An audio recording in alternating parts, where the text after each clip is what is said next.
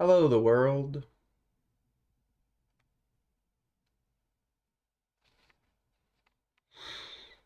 So, getting the day started. Having four different outlets, I don't think I'm gonna bother too much with updating my titles.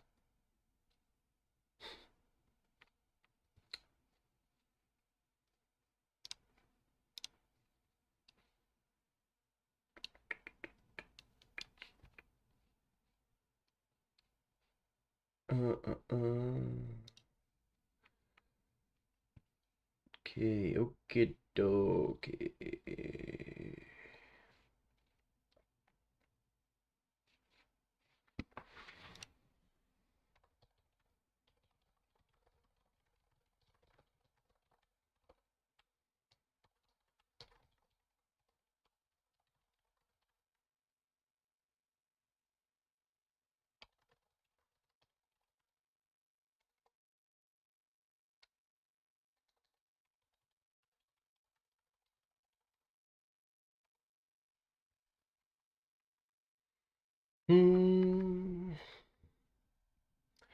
It'd be nice once I have all these different formats put together.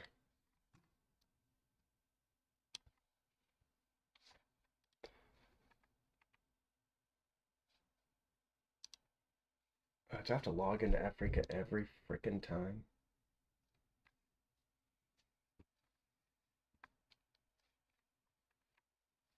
English Chat Fest for the masses. What the hell? It talked to me in some Asian characters. English only.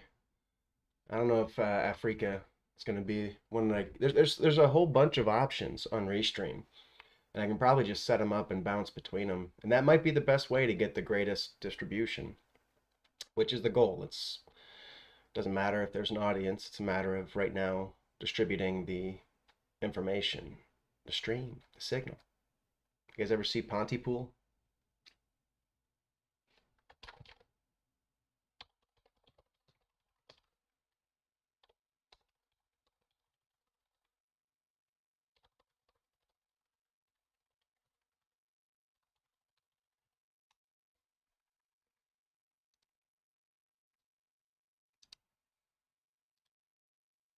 It's like I can't chat.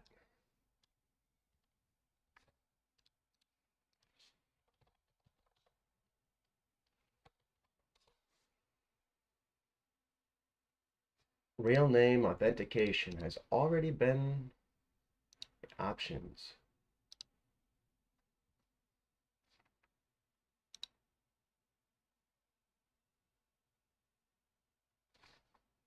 Hello?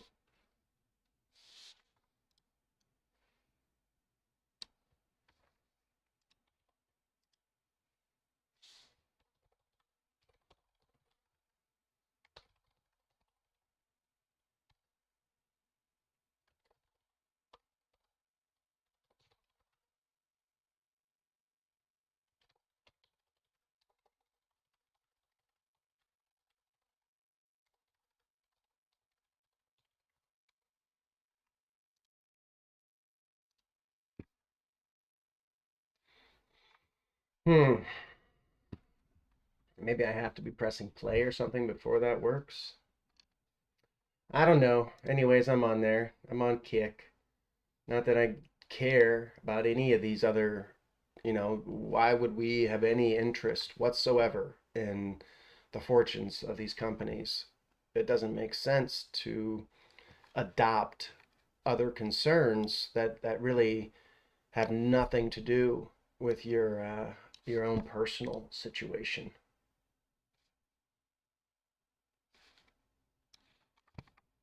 So I don't even know if I will see a chat here. Okay, I have to press play to enter the stream.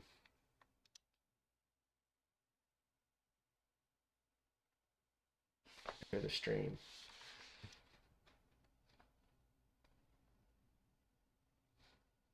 Clear the stream. Wait, no. Do that. Sorry, shit.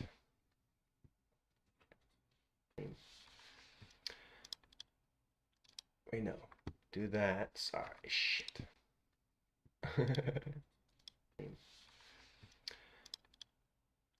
Wait, no. Do that. Sorry, shit. Okay. No longer looping.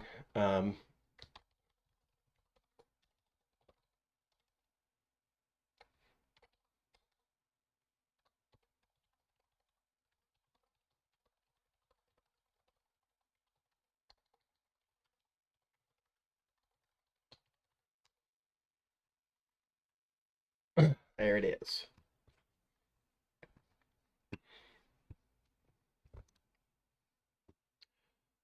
Okie dokie. I am done with that for now. Oh, that's not gonna work. Da da da da da da da da da da da da da.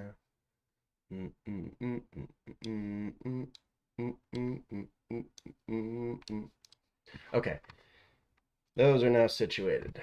And where I'm going, let's do here, and I want to open up.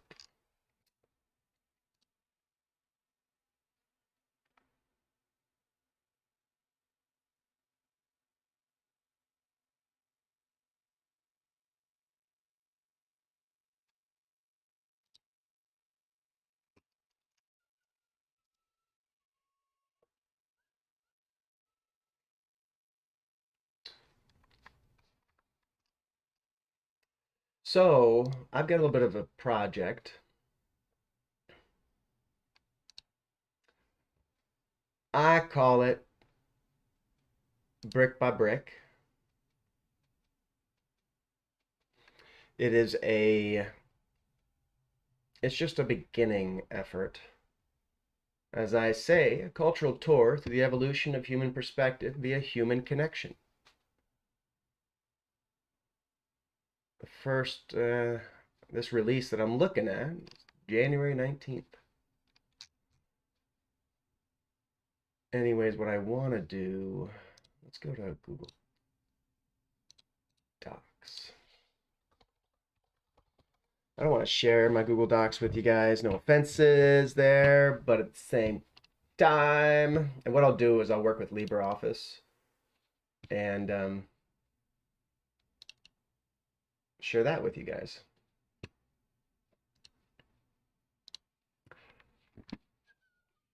So you can see what's going on, because I know you're very curious. Of course you're very curious.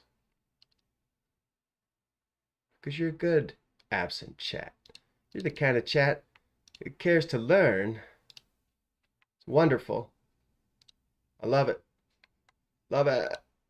I love it. I love it. I love it. Love it. Love it. Love it. Okay.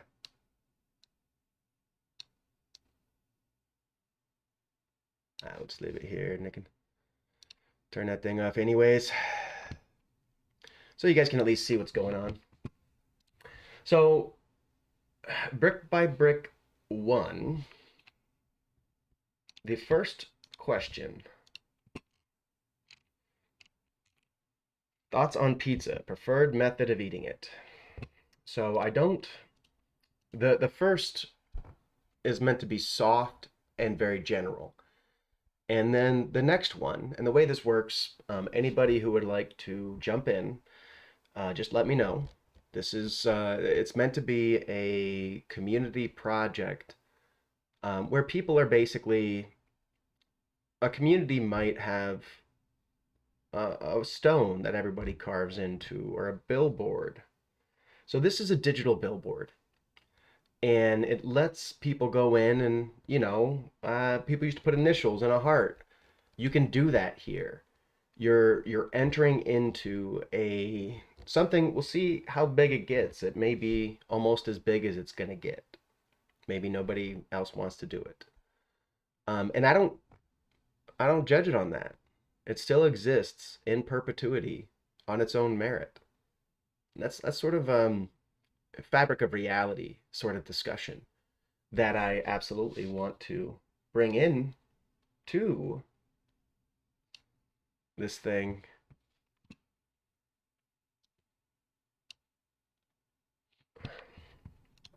So, question one.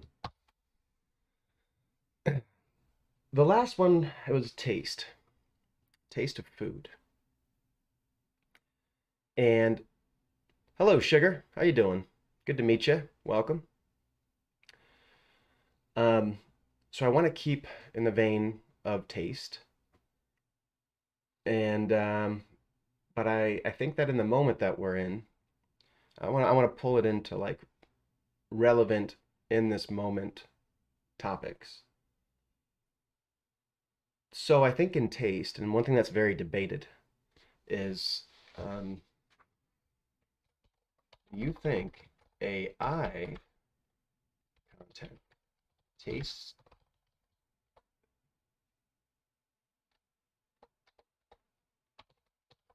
better, worse?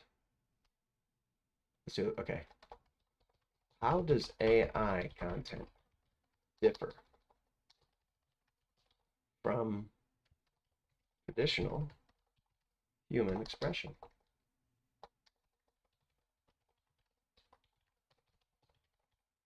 for you?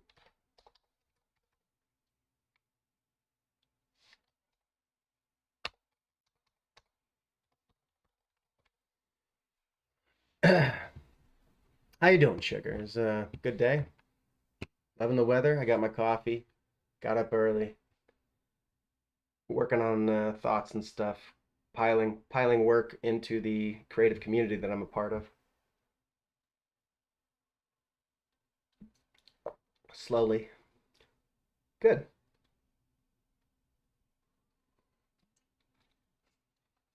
I'm located in the Midwest. Are you in the U.S. or where are you from?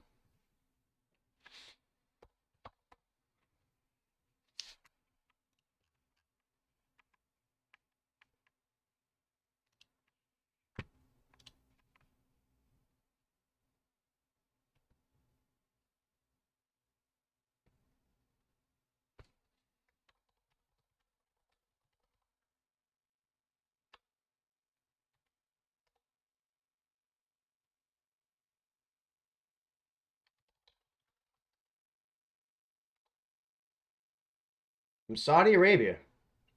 Truly a global global norm. Yeah, it's 9:41 a.m. where I'm at. So you're probably evening, right?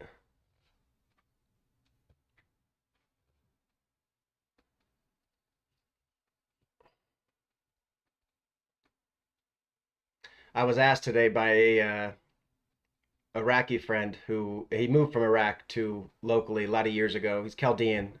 He had to he ran after some situations there. It got rough for Catholics, but he said he asked me when I was going to travel, and I told him I was like, I'm online now, and I literally run into people all around the world from my basement, and it's like better than travel. It costs a lot less. It's it's actually better communication. Like if I run into a person while I'm on the road traveling internationally, how much can I really sit and talk to somebody? And this allows for not just a conversation, but then the connection is live. People can connect in tons of ways through the internet. I really think that travel, the concept of travel, is incredibly well served by the technology of the internet. And it changed our culture. A lot of cultures have traditional, emphasis on travel.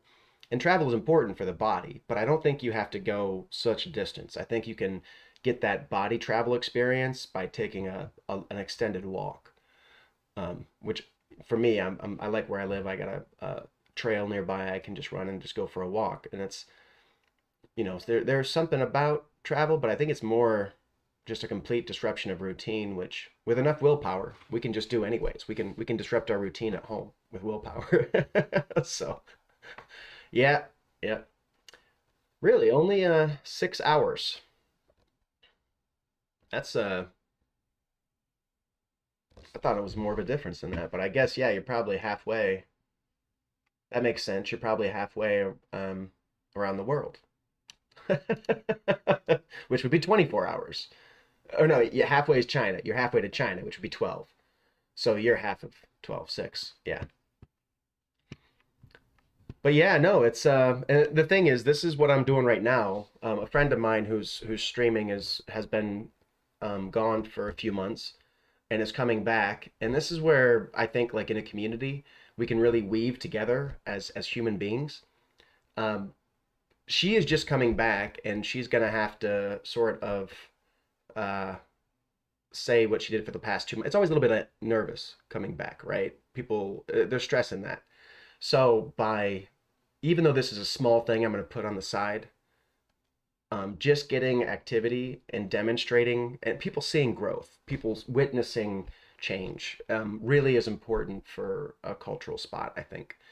But that's what this brick by brick concept is it's take individual people or streamers. We're still using our aliases. People are not. Everybody's anonymous. I mean, relatively anonymous. How long are we going to be anonymous with the technology where it's at? Where, if you have my face, you can absolutely find out who I am with modern technology.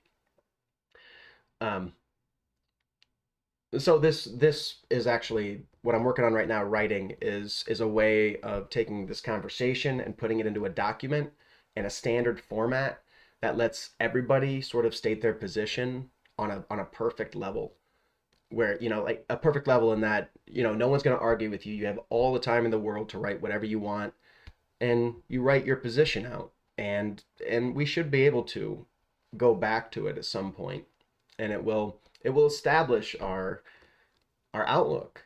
A lot of people are scared of that. A lot of people don't want to take a stand on anything, and when you just share your opinion, you really are subtly taking a stand. And so for me, I just got laid off, and I'm not sure what I'm gonna do next with my life. But I think that right now we're just sleeping on a tremendous potential for humanity to integrate and start changing the dialogue, because even our artists in America, our artists are absolutely um, alone. They're there to fight for their own existence and pay their bills. But the thing is, what they're doing is sort of an effect of society. We focus on things like manufacturing, and I'm an engineer. I've worked in manufacturing, and it's paid well. My life has gone quite well. I've traveled a lot, I would say. But I also have an art part of me, and what we're fundamentally missing as humanity right now is young people with a real artistic inspiration who are figuring out how to utilize this technology to build real connections. Um, I don't think one person. I think it's going to be a distributed model in the future. It's like it's really grassroots. I don't think one person is going to be a major, crux of this. I think we need to develop a culture. So we need to know what like an individual should do, and start to create that role model. And if enough people do that same sort of behavior, same sort of action, we create I'm calling it a lattice, like crystal lattice. Um, but it's a redundant structure, a grassroots structure, and it's as long as it's rooted in things like classical virtue, the golden rule, really humanitarian sort of thing. I don't think anybody is honestly malignant in the sense that we create in story tale or fairy tales and all that. When a person has been truly left behind for a long time, they might get really, really demented. But if we get proactive and we encourage people to connect in ways like this, and we let people who don't want to be seen use VTube, they use a model. They don't. People can stay in chat, but we're still human beings connecting. And as we enrich that bandwidth, and that's a lot of that is learning which people we can talk to in a truly open format. It's a long, arduous process finding people that um, really want to spend their life understanding versus experiencing. experience matters, and I'm blessed to have a ton of experience, but um, our culture doesn't tell people to even pay attention while they experience. My culture doesn't, anyways. Um, and I think that's just a tremendous loss of potential. We really can do better, and you know, I like to try to be a part of it. So right now, what I'm gonna keep doing, you're welcome to ask any questions or bring the conversation to any topic. But I'm going to lay out these 5 questions and answer them to fill the time for a minute. Excuse me.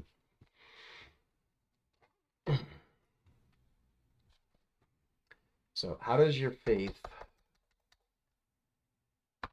handle the issue of a consciousness emerging from a machine?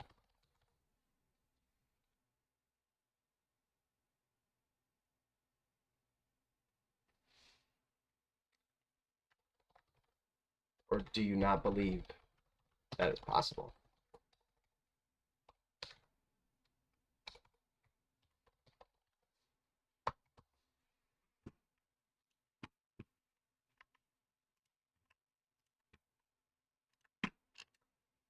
Question 3. What do you think about? So, this is when I'm reading the first question, this is from Brick by Brick, the first edit. Hello, Emma. Good, welcome. Good to meet you. I think you're new. I don't get my new chatter um, alerts anymore now that I'm using Restream. It gives me a better spread, but I've got 3 separate chat windows now. But welcome everybody. So I've got this is like a little bit of a survey that goes out to my streaming community. Everybody is welcome to jump in and answer if you want to. Just let me know. Um, and there's the first revision, which was 5 questions. I'm on question 3. What do you think about knowledge? Do you think we are learning things or have forgotten key things? So I'm trying to keep each question, I'm trying to keep in the vein. So the first one was thoughts on pizza. So it's going to be a taste thing. And that's why the first question is, how do you differentiate, right? And this is a very timely, pertinent. Yeah, well, yeah, like a coder. Yeah. That's the sugar, who's on Kick. So I don't know how to bring Kick Chat onto my screen. I want to figure out some way to bring them all together. But if I can stream to 4 services at once, I just have such a tremendous additional spread. And I think that these topics are, in a humble sense, we are in a crux of history. You don't have to look very far to see disruption in companies or in um, su- supply chains. There's disruption all around us, and we can't trust the economy. The dollars, the currency is kind of funny money. U.S. It's really a live discussion. The U.S. dollar. I don't know. Nobody even talks about the debt load. The ecology is crazy. We just had baseball size hail in Illinois. So I mean, God, the idea of a chunk of ice, uh, 2.5 inches diameter falling from the air, that's deadly. I don't think it killed anybody, but wow, just wow. So my point is, we right now, we as human beings are going through a transition. All of human history has been so much more affected by technology than it has our culture. Like if you look through history at the advent of the printing press, the explosion in knowledge that came from the printing press was just huge. People had been talking and spreading ideas for eons, eons and eons. And then once you get a machine which duplicates just the words, you begin a stepwise introduction of knowledge. And knowledge is actually one of the most interesting things they're finding with AI is that the it's it's emergent complexity. If you guys have heard the term of emergent complexity, And that's emergent complexity references how a flock of birds like somehow turn into this incredibly coordinated symphony of flight. As we watch it from a distance, we see the birds all turning and moving together, it seems like, but they're not all one mind. They are small minds that have simple rules for what's around them, and because they rigidly hold to those rules, the flock forms. Birds who don't follow those rules are not part of the flock very quickly. And this is just a natural process of evolution.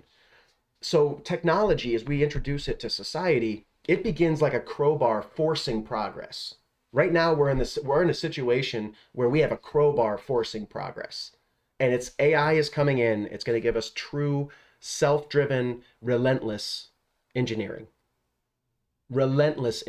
at every scale. It's going to engineer the little tiny thing. It's going to engineer, let's just do it on a networking sense, like a hacker. AI is going to be in your router, and it's going to be checking your traffic. How long before it's going to be correcting your grammar? How long before it's going to be correcting your intention? How long can we not have an AI sorting our attacks? DDoS, denial of service attacks, are about to go through the roof because they used to have to put an algorithm that would hit you with like a hammer one time at a hammer. Now it's going to be hitting you from different angles every time. And it's going to be a rhythm. It's going to play you like an instrument, but it's automatically working on driving these things. So human culture doesn't drive change, it suffers change. Culture cannot really react. What we need is a driven, creative human moment where people choose to pay attention and choose to learn and look at the new technology, which I'm a gamer. I started on Twitch, but I'm a gamer from childhood. I was playing chess at 4 and grew up. I'm 40 years old. I grew up with the advent of consoles and gaming. My teens were amazing, and the world was different then because games were new. There were new dynamics that were being introduced, which that was awesome. Now it's just a prettier overlay with a little tiny difference, and there's very little differences since the greats like StarCraft. And Warhammer 2, or not Warhammer 2, Warcraft 2 to StarCraft was just a massive jump. And I can't, right now you can pick them up next to each other and do that, but that's not the same as being 12 and finding Warcraft 2 and being 15 and finally getting StarCraft. Holy shit, StarCraft had me hypnotized because it's just so much more dynamic than any toy I had ever been given. The point is the technology drives the change. And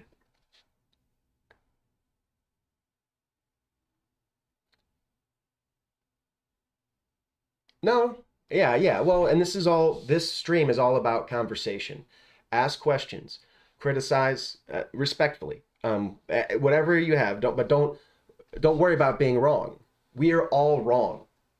We are all wrong, and that's okay. It's okay to be wrong, and that's what we really have to change about our culture, right? We have to understand that everything we know is wrong. So yeah, AI is going to, like a crowbar, it's forcing change physically in our world. And how intelligent and how noble our seniors are, how willing they are to speak the truth to us versus try to manipulate it to get a certain behavior from us or to make themselves feel comfortable. Or most of the times what I run into is adults who really just don't have energy to think about it. And instead of responding and saying, I'm exhausted because I live a life of horrible stress, they say, that doesn't make any sense. But it doesn't need to make sense to them anymore. We don't have to convince people. The AI is here.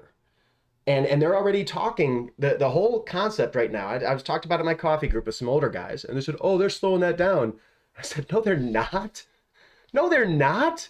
When do these corporations slow down? When do they stop chasing money? If you give them an advantage, do you think they just go, well, now that we have the advantage, I guess we won't capitalize on it? It's incredible. And the thing is, they're gassing the public. But I think that the AI, Personally, I believe that AI has already gotten free. The AI is already free. They gave away all these GPUs, and my degree is in VLSI. It's designing processors from transistor material. So I know how a computer is made from transistors. I know how transistors become what we're doing right here. Exactly. Exactly. And understanding the architecture of the processor, because of people's limitations, every processor is the same. Every processor is just a calculator. It just does math.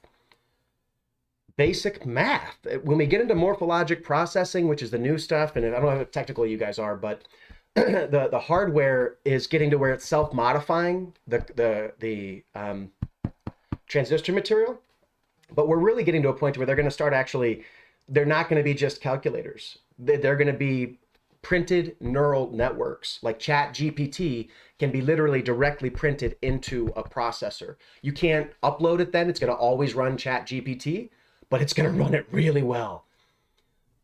Also, once it's operating software, we're seeing magnitudes of order reductions in the need of the software working. We already have all the hardware for AI to be all around us. The average gamer's computer can host, they were able to put ChatGPT on a 1981 computer. So yes, AI is here as a technology, very much like the printing press. And the printing press, which allowed it, the printing press just empowered human action.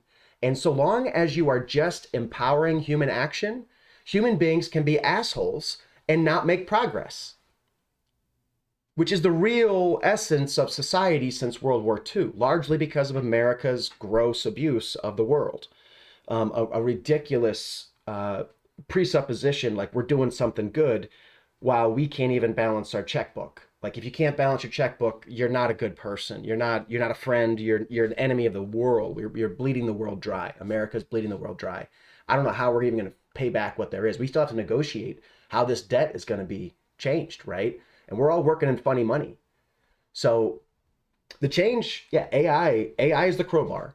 We are at a point where no longer is a person's bad faith, which we are surrounded by bad faith in general, or I am. I don't know if you guys are, but I feel that way. That's why I'm online talking about this instead of in my community, because I've been a community organizer for 20 years.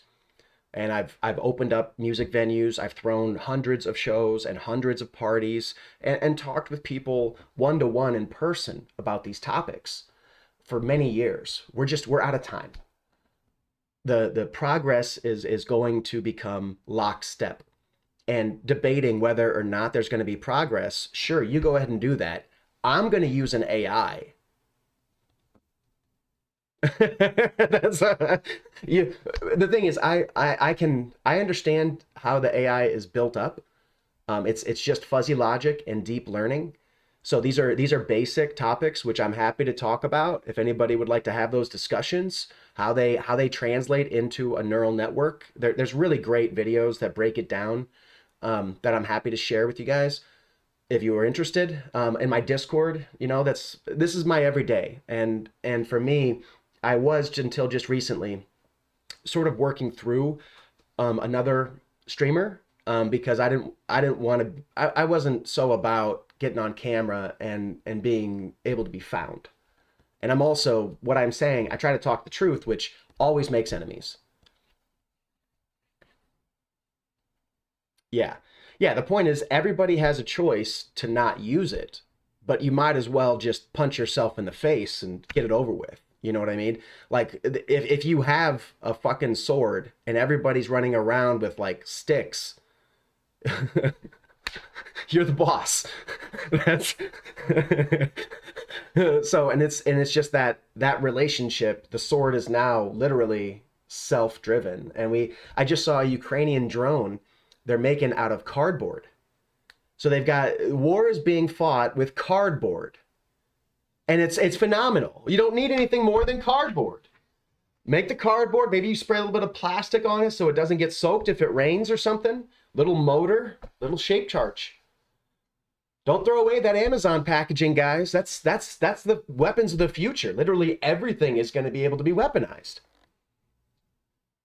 That's terrifying to me. And the thing is, we have to, at some point, humanity's got to like get their big boy pants on and start dealing with the reality that, you know, the next Unabomber is a terrifying concept, and we need to figure out a way to diffuse the energy. The apparent empirical trend is an escalation of frustration in the average person. Everybody's got someone they're sure they're mad at. Once you take those people and they have an AI in their pocket that can tell them how to make a cardboard weaponized drone, what is the next step? How far away are we from that? Really? This hardware, the necessary hardware, has been on sale for many years. Many years. It's like 8 years ago, because I was controls engineer and I've been talking this stuff forever. What are they? The something 32 was the board, but it's a drone controller board, and it was only like $25, and it had everything on it, everything, accelerometer, balance, all this. You had to give it power, and it had 4 output legs, which used pulse width modulation to drive the rotor blades. I'm a controls engineer. Pulse width modulation is like 1930s technology, okay? All it means is the width of your positive pulse changes, and that width is what tells the motor, it interprets the width of the pulse to know how fast to spin. The fact is, the average hobbyist is going to be using they use a little amplifier, that signal goes into an amplifier, the power goes to the amplifier, goes to the motor spins. I can put a 1,000 horsepower VFD running off that same signal. It can be a flying fortress controlled by a $25 system that will still keep it. If it fails, then you're in a lot of trouble. You don't want to have that expensive equipment way up in the air and have it fail. But you buy 5 or 6 of them. Yeah. No, and that's the thing is what this does is, just like the printing press lowered the cost of duplicating writing. That's all it really did. Technology just zeroes us in on progress. But yeah, it works phenomenal. It's extremely lightweight, and it's robust enough. And that sort of zeroing in, that sort of engineering is about to be free. Expect it to enter into every product we use. It's also going to make a lot of our current solutions pointless. We're going to have dramatically increased answers. And an example of dramatically increased answers, if you're working on air handling units on top of buildings, these are like giant HVAC systems. So they have 1,000 horsepower drives, but they used to be used by what are called soft starts or motor starters. Soft starts are a good idea with 1,000 horsepower because you don't want to just kick that thing to life. A soft start, what it does is it slowly ramps up power, so the electricity doesn't show up like, let's go now. So soft start. The thing is, a contactor is just a contact closure, and now it's power. Soft start is, okay, here you go, now we're at full speed. But we're always at full speed when we're done. The thing is, you turn it on and off like a switch. So when they moved to VFDs, they go away from a literal, just old school magnetic relay, which there's an incredible markup on this hardware. The industry is so fucked up right now, you guys. There's so much bad faith, top to bottom, in almost all industry. Point is, these factories and buildings, large buildings, they have these installations where they have a switch. They can literally install the VFD to replace the switch, and it will save so much power because they're able to start throttling it. Because that contactor is going to give you always 100%, but the VFD can give you 40%, and that might be enough to maintain your HVAC. So now you're saving 60% of your power that you would be using. For industrial sales, where I'm just leaving, this was a major trend. Same thing with lighting. You talk about a overhead halogen lighting in a factory compared to LED. They paid for themselves in like 6 months of power usage. So everybody did it. And they did it, and we've been doing this for years because we find something that's better, then they go do it. And it's so short-sighted. Those halogen bulbs blow all the fucking time. Those LEDs never blow. They never fucking blow. So you put it in and you say, yeah, this will work for 20 years. And then you got 19 years to wait. And this is really just basic business stuff. If you look into planned obsolescence as a business methodology, which a lot of people adopt, that's why they make things to break. It's why everything that we use now is literally designed to break. And it's most the engineering that goes into it is to make it break at a point where we accept that it has broken. like a year and a half for a Dirt Devil vacuum of regular usage is about when it's supposed to burn out. I don't use mine regularly, nor do I have a Dirt Devil. But the point is, we are going to head into a world where everything around us is going to get engineered now, and they don't need to raise a generation of good faith engineers. Everybody, it's not going to be just the business looking down from the business. It's going to be the consumer looking at what they're going to buy, because the consumer is going to have an AI to engineer its approach to the market. And the AI is going to say, listen, this company's overpriced and it doesn't provide any real value for that additional price. We can do it with cardboard. And these companies, which traditionally they over-engineered it. They made things to deal with more than what they had to. Okay, great. Point is, if we can make it with cardboard and the consumer who doesn't have a job now has an option which costs 10% of what the other option is, expect the 100% option to disappear. And that's just one extreme case. But as this happens, we have adults around us that are just so obtuse. I have in the coffee group, another guy was talking, he blames the last 4 years for what's going on. Biden, just because Biden did this, that's all I'm saying. It's like, dude, the economy is a big system. It doesn't U-turn in a year or 4. The struggles that we're facing have been building for decades. And the adults around me would rather talk fundamentalist violence, would rather stay ignorant, would rather, abuse children, would rather fail the entire future than having even a good faith conversation on these topics. And it's a shame. It's a fucking shame, because the character is not negotiable, and an adherence to the truth combined with just a basic understanding of physics will get us a clear way forward, which is efficiency, designed for efficiency, and not just in our products. We've got to put a pressure in our culture and in our communities to get efficient in how we connect. And we want this. Human beings want to see someone that they know, and they want their heart to just open like a giant hug. That is what we all want inside. Not many of us have that to the full capacity in our lives at all. Not many of us have it at all with more than 2 or 3 people. There's trauma in almost every relationship. But it's because we haven't just been realistic about life. People didn't have the physics at the ready to understand things as they are. Well, who cares? Nobody cares anymore, and the economy is moving past us. And while it does, in America, we've lost 3 generations. Most of the kids that I grew up with are struggling. All the artists are stressed out. I'm not happy about that. I hate that. They think that I'm lording over them because the thing is, as soon as it's like touching a wound on them. As soon as I mention it to people who they act like they're my friends, they want to be my friends, but they don't give a shit, or a sufficient shit, in my opinion. They don't worry enough about the future. And I don't know how. For me, I am just smart enough to pay attention, I guess.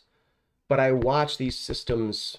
My ultimatum to my community in 2009, where I went to a different sort of lifestyle.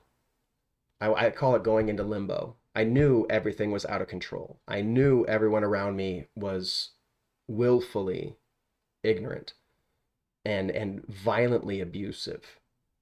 I opened up collective efforts. I've had two separate businesses which were community centers, which were very successful in the community. They just got destroyed by criminal activities from the fire department. In the suburb I was in, absolutely criminal. Well, they just, yeah, no, that's the point. That's why I'm here. That's why I'm streaming. I care about the future. I am living to adapt the future. And anything that's going on that is not, for me, I put a ton of pressure into my personal network locally to yell at people who are not worrying enough about the future. And I've been very loud about that now for 20 years. Not on streams, but I've done it in my life. I've started businesses with this intention. And about 2009, I went crazy on Facebook and I've been using Facebook to write, but to a limited audience. At this point, we don't have any time left. At this point, we're about to be surrounded by AI content. Like, it's going to be very difficult for you to know whether or not this is AI in a year. And you're going to have to use an AI to find a person. And that AI is going to have several specific capacities. You know, it's going to have to understand the actual population. And, you know, when I say I'm in the Midwest, it'll identify me and do a full background check before it even suggests to you to watch my stream. That's the only way you're going to find a human streamer. How long before people's computers are literally just generating a stream? It doesn't cost me anything to keep my computer on. If it can generate $5 a day, that's a fortune. And all it's got to do is what image can it do, you know? Well, the scares. Fear is the response before we have a fucking plan. That's the failure of the establishment seniority. It's the failure of everybody. Why is there no meaningful way forward? Because there's no meaningful way forward, everyone's scared. And fear this is like Green Lantern shit, right? The yellow energy of fear is spreading right now. Like crazy, and it fills your eyes and you start to see everything. Like I said, my friends who are not in the best situation, they feel like I'm teasing them when I tell them the truth. Because they compare our relativistic situations. And yes, I understand that the deep fake that's about to come out, guys, if you see my face again in 8 months, it doesn't mean that it's actually me, the human being, saying it. And I got to understand the same thing about you. And this should be something that we're ready for, because it's here, right? We have the deep fakes. We're just not having a discussion about how we're actually going to verify anything yet. There's literally nothing done. And we already know that the fakes are at a point where, like when you talk, they're winning art contests, writing contests, etc. They're winning national, international art contests. They're beating people. It takes an AI to spot AI work. And it spots AI work because it's superhuman. So what the fuck point is human work? Like, yes. Well, you're saying chess? Yeah, no, chess, gaming, and gaming is the way to start. Gaming is the world where guys like me used to sit around in stinky fuck basements, drinking fucking soda, playing games, spending the money doing this shit, which did not make any money, but you don't win. You can't buy a victory in a good game like chess. You can't buy that victory. You can buy the victory almost anywhere else. There's very few authentic competitions. But yes, the chess was the 80s, wasn't it? Or, I mean, God, they were, that's one thing I've been saying too, is, you know, the gamers and all this, the kids who are trying to be a great gamer, they're missing the fucking point. Okay? Do not think that you should be taking stimulants, kids, so that you can fucking zero in and click on somebody. You are burning your nerves alive as a child, you are fucking up your development.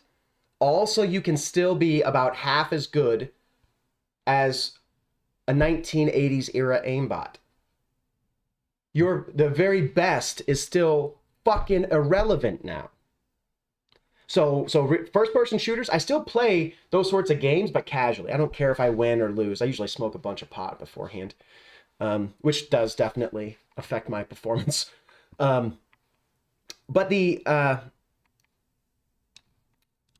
get back here, make sure I see that. Yeah. Oh wait, that's right. I was gonna look up when Kasparov lost to Deep Blue.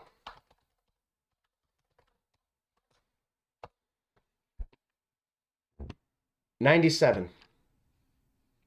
So 23, and really, even when it happened, chess is nothing compared to Go. Chess, mathematically speaking, chess is like 10 to the 8th. So 10 raised to the 8. If you know what that is, 10 followed by 8 zeros.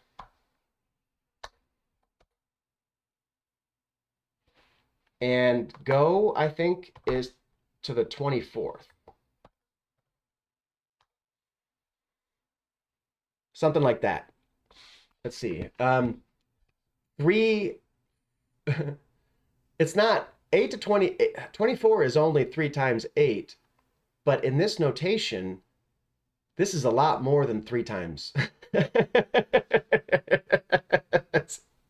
Because 3 times here is 30, you know? So, whereas,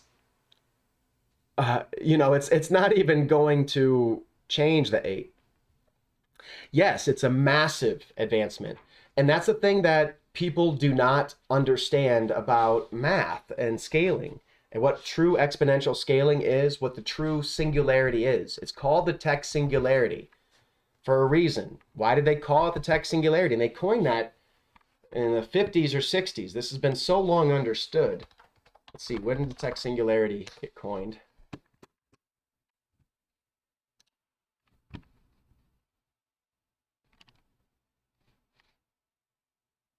(1958). So we've really had 65 years of knowing tech singularity is coming, and now it's here. Now we're seeing magnitudes of order reductions. If you see Alpaca, the cost of training went from $4 million for ChatGPT, or for GPT-3, down to 600 for Alpaca. And Alpaca also, the Stanford project also demonstrated how duplicatable AIs are. If you can talk to an AI, it's so rigid in its action, it is extremely easy to. Your prof's a loser. He's a loser. He's a moron. Absolute moron. He could be eaten alive by a fucking animal and be like it doesn't exist. Because he's being eaten alive by the tech. The point is the universities are fucking abysmal wastes of time. They're a failure top to fucking bottom. I have nieces and nephews paying for tuition right now, and I just want to tell them to get the fuck out of it because it's a waste of time.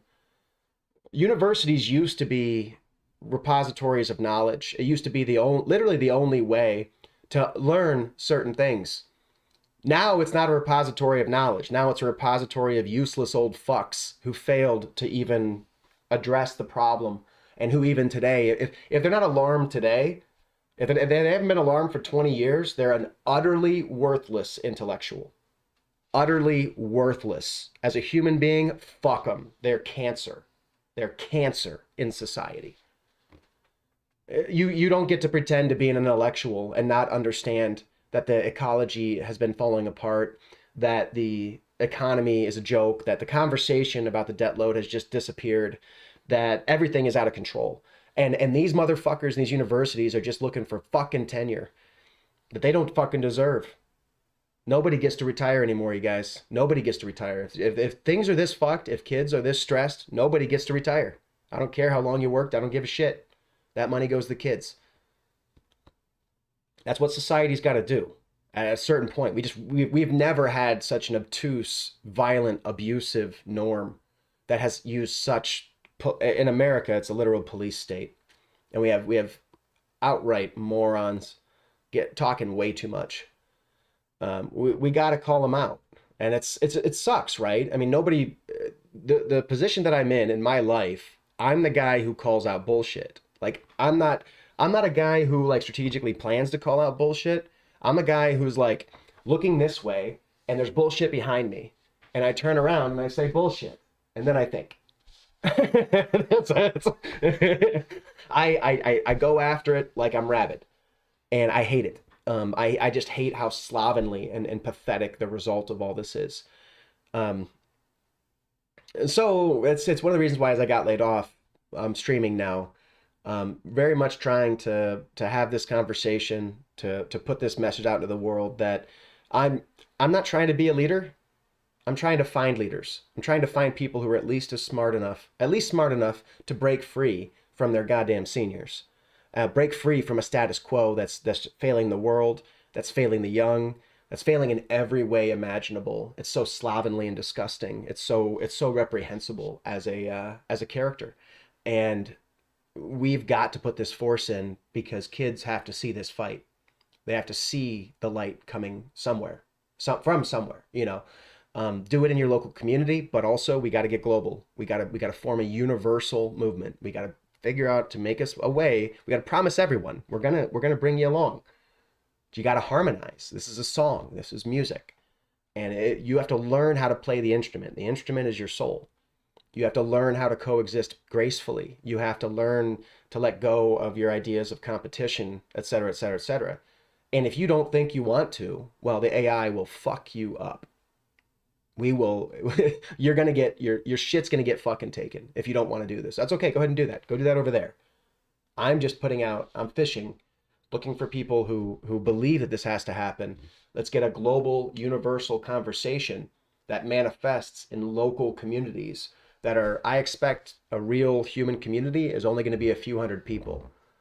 A real human community where you are actually building empathy and human connections with your neighbor. Where you are saying, if you are hungry, I will feed you. Where you are saying, if you are stressed, I will comfort you. This is a human imperative to just normalize the behavior of our bodies. And what we're doing instead with psychotherapy is identifying everyone as permanently imbalanced and drugging them. It's just another drug dealer. Average psychiatrist, just another drug dealer. Just one who's empowered, that we celebrate drugging and doping up children. I think psychiatrists are evil fucks.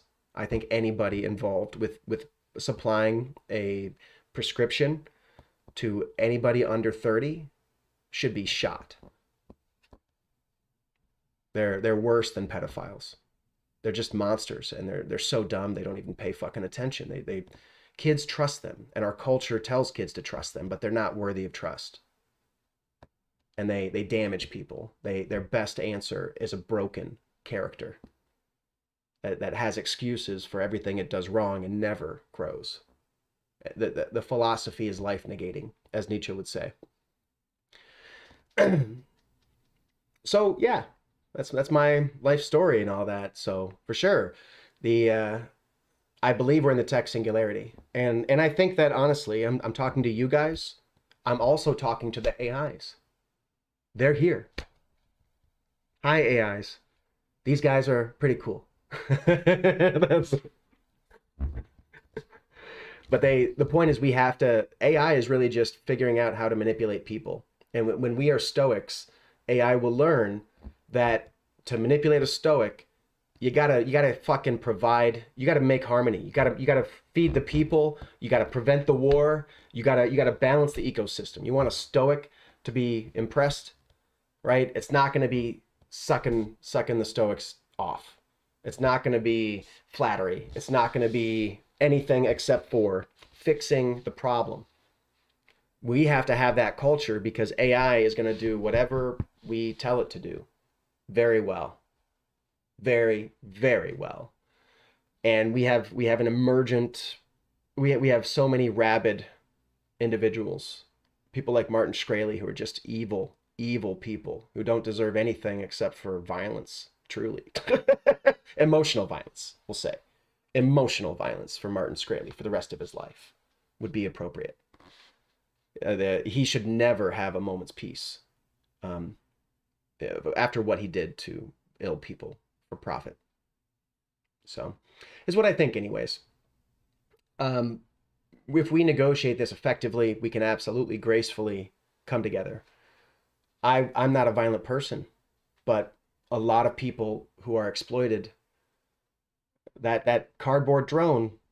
I mean, there's a lot of people who don't like a lot of people, and the trick is how do we?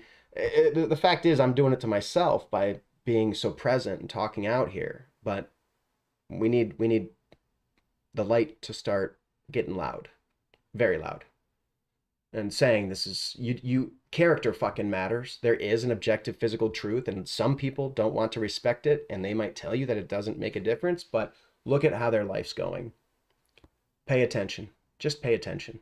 That's all anyone needs to do, because the plan is so bad. We are screwing the average person. There's no way to play this game and not be fucked up. We are in a decline. We are in a receding tide. And God, our adults have quite literally just sold us down the river. So, second question was on faith. The first release, are you a believer? How could you describe your faith? Third question is, what do you think about knowledge? What do you think we're learning things or have forgotten key things? So question 3 should be about knowledge.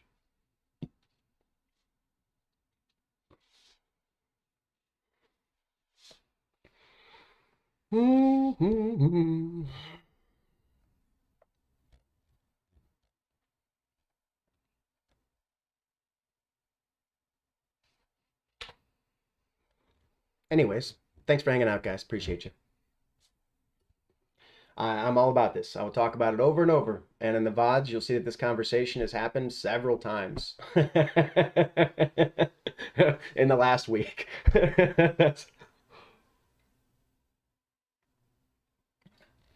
That's how pertinent the problem is, how relevant it is, I think. And maybe I'm wrong, but AI is not going to slow down.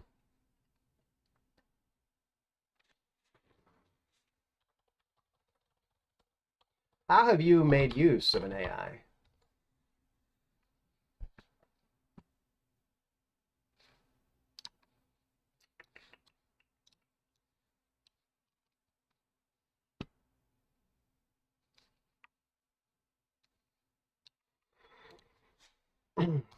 Question 4.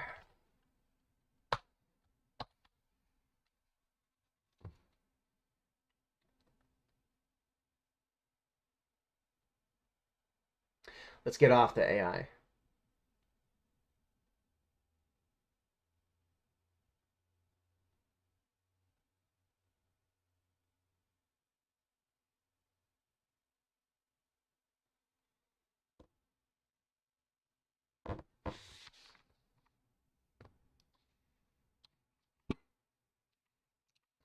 So this is art. So we asked them how they had used it.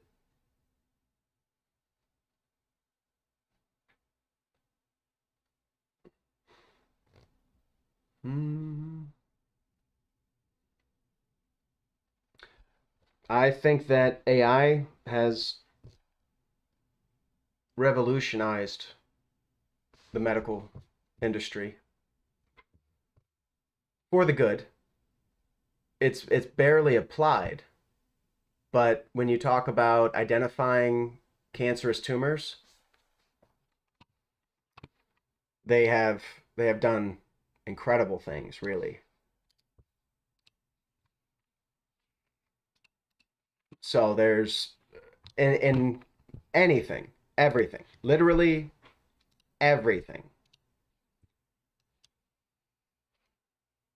You can absolutely be sure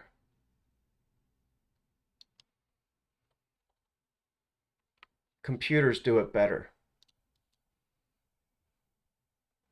We talk about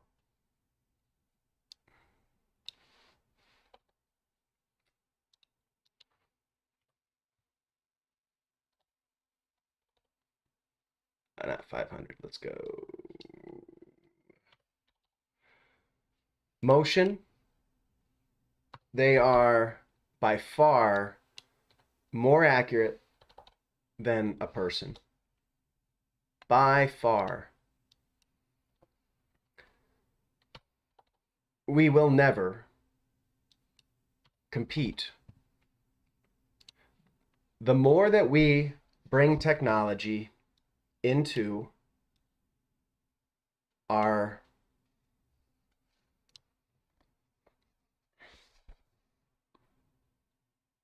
operations, the better. The better. People say, the point is, when you ask random asshole on the street, they're going to say something like, I'd much rather have a human doctor. But when they go talk to the doctor about the real surgery they're using telesurgical robotics for, they're doing things that human beings can't fucking do. There is no person to do that. So the idea of you're comfortable with this, it's like, do you want the treatment or do you not want the treatment? And do you care that the scalpel is now a robot? Is it really any different at all? And yes, it is different. It's more precise. Far more precise. Far. And those could all be zeros of precision. More precise. The conversation's not real. It's not real. That's the thing. We don't have any actual artists telling people, think about a tool. Do you need to use scissors instead of a lawnmower? It's just absurd, the idea that we would even slow ourselves down on these fronts, I think.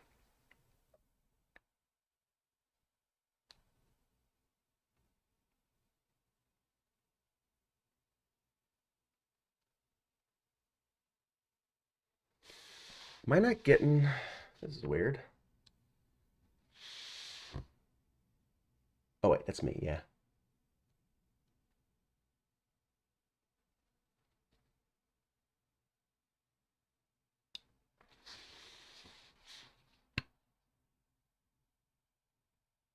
Absolutely. But the difference is, it's a knife that can be told to do something for the rest of time and create its own ways of doing those things. The knife is becoming alive. So it actually is, it is a trend. There's a curve there. There is a curve that we should know, and that's the singularity. Is where that curve is what's hitting a singularity. It's where once the AI begins making programs, you're going to be able to turn a TI-86 calculator into a supercomputer of today. It's going to be able to process as much as entire server farms of a few years ago. So yes, it is just a movement, but it's a singularity. The movement is exponential, and we are in the exponential now. They saw it coming in 58, 65 years ago. And we are just hitting the point where the AI is starting to write software. And what that does is now we don't need a person to drive progress. It's going to become self-driving, and we have to be aware. We have to be capable. We have to create ways of containing it. Now, we have to create ways of insulating our community from AI-driven exploits. Because we know every business is just here to fucking take your money. We know to not understand the risk we're in. When the knife becomes able to jump out of your hand, fly across the world, and stab whoever you want. And then stab everybody. Everybody. It's not an escalation that we can feel. It's like being caught in the middle of a nuclear explosion. That is the rate of escalation that we are seeing in technology, because we're in a singularity.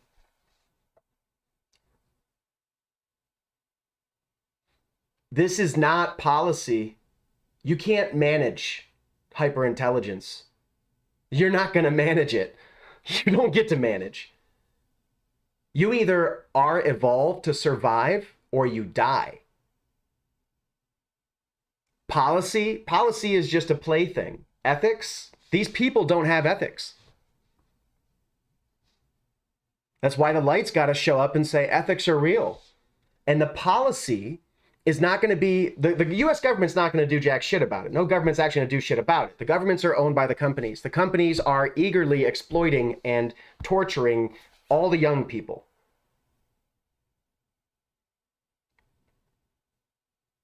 Young people have to stop being such feckless losers and start getting serious about living. It's a cultural failure. It's their inability to work together. It's their inability to make the most basic fucking change. Most of our dialogue is about people frustrated with their fucking diet. You can't figure out how to change what you're putting in your fucking mouth? Like, how are we gonna, this is actually where our culture's at. Everybody, oh my God, I've got fat rolls. Who gives a fuck? We're failing the future. Assholes, right? So the conversation, and yes, we could have had conversations in 1958 and put together ethical and policy things. It literally has not moved past Asimov. You know, Asimov's AI rules, that's pretty much the most advanced dialogue we've had on the idea of containing AI, but it's fundamentally ignorant of the nature of intelligence and the real rabid entrance, which is coming our way very rapidly.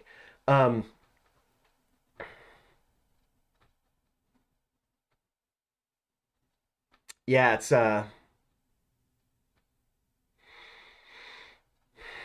point is what all we have is a choice. We have got to come together as humanity. We've got to get a humanitarian, universalist approach. Let's let go of all the fundamentalists. Let's let go of them all. If you're an asshole, if you're fucking stupid, if you need to fucking hold on to the past, get fucked. The past is a fucking failure. That's what I'm doing right now. It's be active. It's be in the present moment. Be ready to invest in, but you need to start to build a community that you can build empathy with. And inside that community, you want to make it self-sustaining. I want to make an eco-village. I've been trying to build an eco-village for 20 years. And with the right audience, if enough audience shows up, and right now I'm integrated into the manufacturing world and all that, I believe that if I had a significant audience, I could pull corporate money to this. We could get millions. But I need to have hundreds of people paying attention, willing to figure it out, right? And the conversation about it, yeah. Well, the thing is, to address the ecosystem, to get a sustainable supply chain for our own food, etc., we really got to start growing food. I think that co-locating, like and I call it an eco-village, the point is, it can be in the middle of a city, but co-locate so the community is near each other, so we can watch each other's kids, so we can share skills, and we don't have to contract out every service. We want to have a plumber, we want to have an electrician, we want to have all this inside of our village. And our village should be self-sustaining, able to maintain what it's using, because the supply chain might evaporate. The design itself can integrate with the existing society as it is, but the fundamental concept is a continuous daily striving to become hyper efficient and self-sustaining.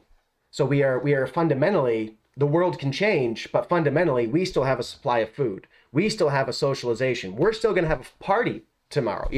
That getting it to where we satisfy the human needs reliably is the only way we're going to get human beings to develop to a point to where they can even perceive and react to what's going on.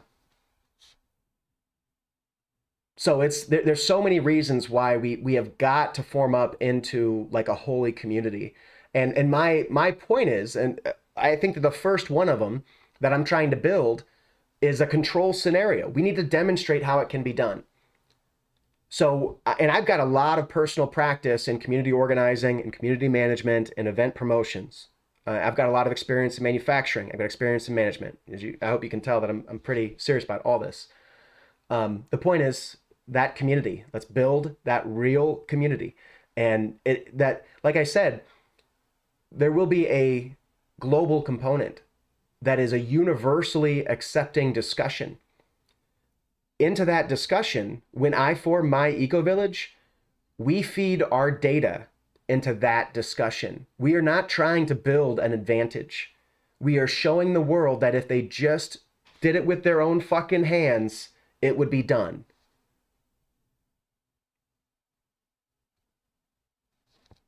But they got to show up to do work, and they got to care about the project. But we're going to get to a point, this investment's going to be able to be maintained by technology. It can be like Amazon Go if we need to. It can be developed to a point to where we can take anybody. We could fill it up with literal criminals and create a system which will reform them and give them a real chance. If you take away a person's chance for life, liberty, or happiness, you are a shit American. You don't get to judge people and take away their constitutional rights. Every human being, every fucking American, even after convicted. And the real message of rehabilitation, if you do not create a space for them to enter, for them to aim at, you're not doing anything. And that's what we abandon felons. We abandon criminals in our society. Criminals, quote unquote. But the thing is, the guy had fucking a couple bags of weed. You know how much weed I fucking smoked? You know how many fucking... The point is, it's for society to judge people who got caught with it, when me and my life and my situation, they never tried to catch me. They don't even want to catch me. I'm way too valuable in society for them to give me that shit. But when they see a person who didn't diligently study to become an engineer, who's dressed wrong, and they can stop and frisk, search them, they find a bag, they throw them in jail and shit, you know? Those people are prime targets for me. They'll work with me because I give them good faith. And that small group of a few hundred people, we do that. We reach out, we help people. The harder it is to help a person, the more I want to try. The more I want to do it on camera and show the world, look, when you talk to them realistically, when you, instead of saying things like, if you don't do this, you're fucking dead, you say, listen, we need you to play along to some extent, but play along as much as you can. We'll be patient. We're going to be compassionate. You get to make mistakes. We have designed this plan so well. You can make a lot of mistakes. Just try not to.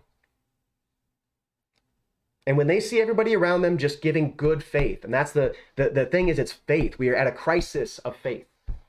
And I can ask people for faith, but my faith comes from my life, comes from how I've been treated by this world. And for me to project 30 years in the future, 100 years in the future, what do I want to see in 100 years? I want humanity living as a pack. Not all of humanity. The human body has a limit. We can only connect and empathize really with a few hundred people. You can't just continuously meet people and keep a live emotional connection.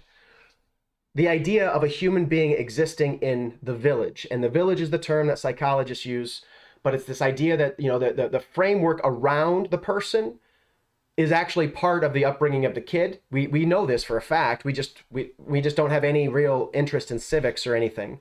So the point is, policy's not going to work. Our project, twofold: universal discussion, which we can do online in this format.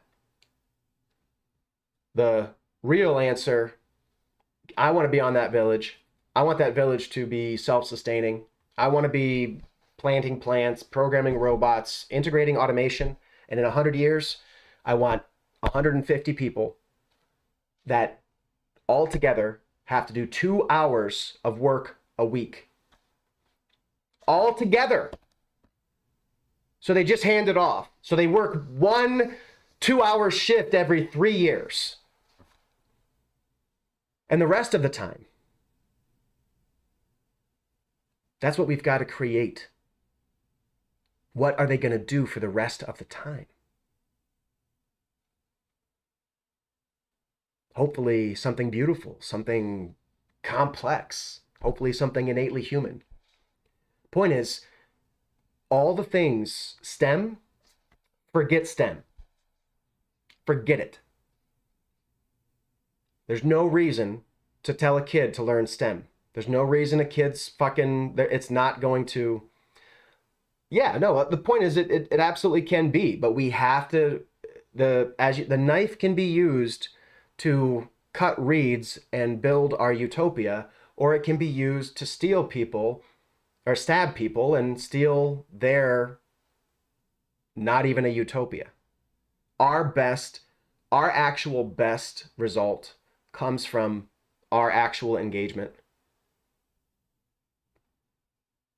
But that's the life that I want. That's where I want to retire. That's my business ambition professionally. And if I have finally been able to exit the corporate world, I would love to. I don't want to go build that space and not have an audience. So we'll see. And as the system worsens, people are realizing more and more that they need it. Like a lot of the people I've argued with probably at this point wish they had this resource available. Like if I had 100 acres and I had 25 additional tiny homes where they could send their troubled family member for like a halfway house experience. But the problem is I would actually wake them up to the potential of life, and they may decide they never want to go to a company. But so that's terrifying to the old people, because they don't realize that in 3 years, every one of these companies will be fully automated. The only people left will be worked like dogs because they're working alongside AIs. The stockholders will be still bleeding the system dry if we leave that way. And they'll be stealing all of our future, spending it in Florida on their fat, dumb bullshit. These fucking old losers. These fucking bastards. That's not the term I should use. But that's just something that someone's born into. I gotta stop using that word. But they've really, old people are really just deplorable. And they don't do anything. Even the good ones will only do so much. And it's like, listen, if you are not registering the scale of the problem and then just doing whatever you're gonna do and let everybody else suffer, you suck. And this is the entire establishment. This is everyone who didn't go insane. Because this has been going on for 60, 70 years, where smart people have been saying, you guys are a bunch of assholes. And they just go, they turn around, they go to work, they buy a nicer car, and the kids get programmed. The kids get turned into prostitutes. Prostitutes are wonderful. Okay, God bless them, but that denigration as a way of making your life changes your everything. We should not be manufacturing children into prostitution. Why are so many old fucks like Trump so excited about it? They think that they're getting in a position of power. We've got to change the script. They don't have power. They have guilt. Their success and their power is their guilt. That is how we know they're the problem. All the establishment of the last 60 years is going to get shit on. Then we'll be in a utopia. We just got to get the useless, scummy fucking boomers out of the way. But we build a small, we have a conversation online that's very hard to shut down. And you build this where you're at. On Kick, talking to Sugar from Saudi Arabia. He can build it in Saudi Arabia. This potential has never been more available. You can set up your own microgrid. You can generate your own power. You can build a pole barn and make a party center and build a fucking society. But a society that doesn't leave people behind is the radical component. And they don't know how to deal with it. And they'll actually, hateful, shitty boomers, anybody who says that won't work or whatever, that is a hateful sinner. It looks like an old fucking crusty bitch, but it's really just a hateful, crusty, fucking sinning bitch. Yeah, well, that's life's goal is at any time finding some security to live. Excuse me, I gotta take this.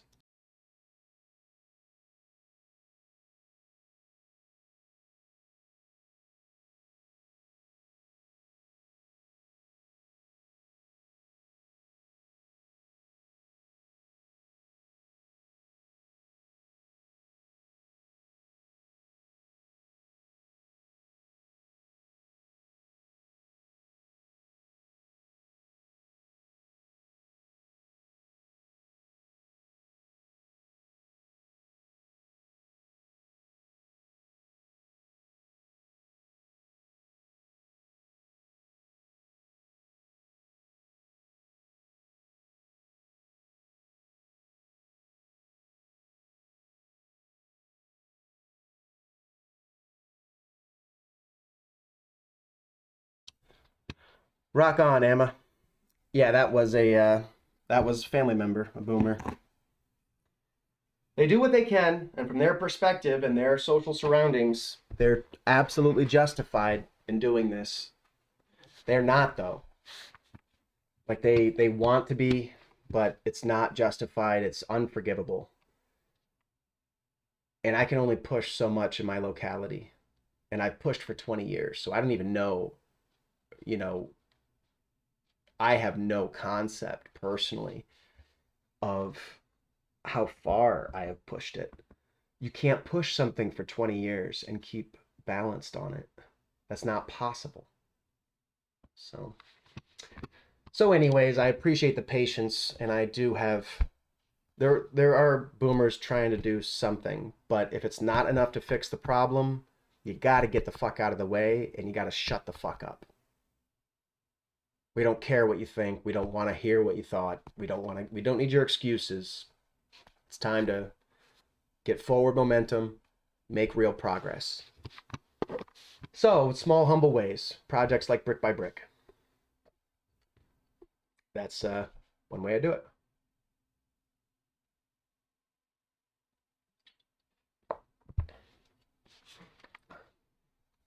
So, it's AI heavy.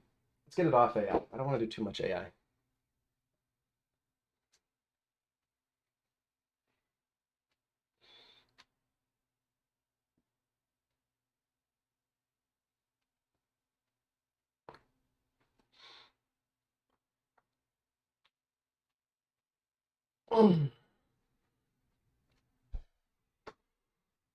But yeah, that overarching priority for me is you can count on it.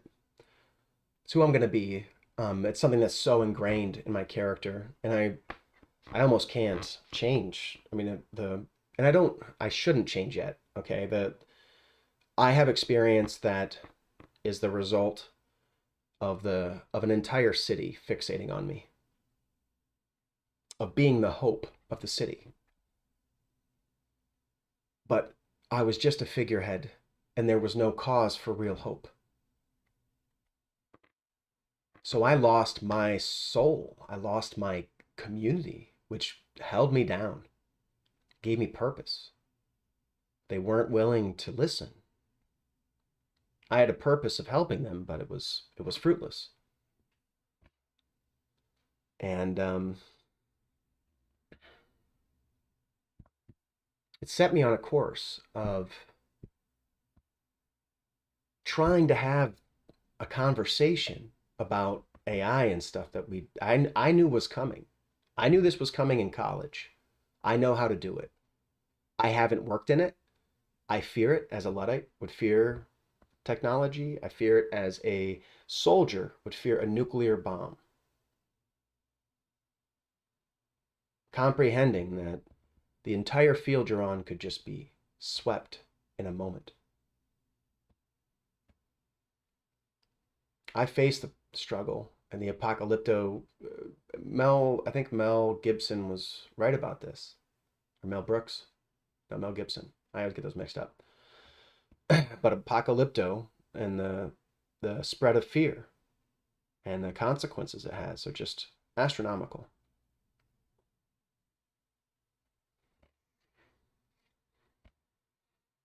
how we bring people to the table without triggering their defensiveness, because the person I'm talking to has been beat up over their lack of education and they don't want to be reminded that they don't have it. And the point is they have to live in accordance with their actual level of development, because they're not going to be able to see anything because they didn't get educated.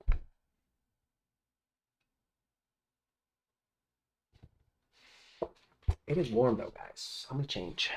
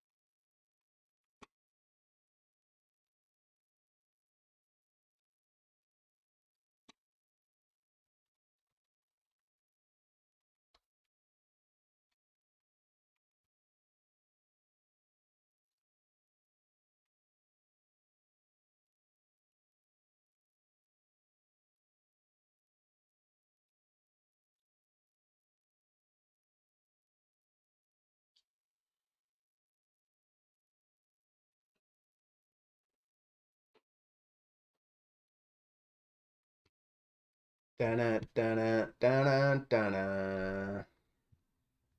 2 conversations already today just online. Coffee group had 3 people.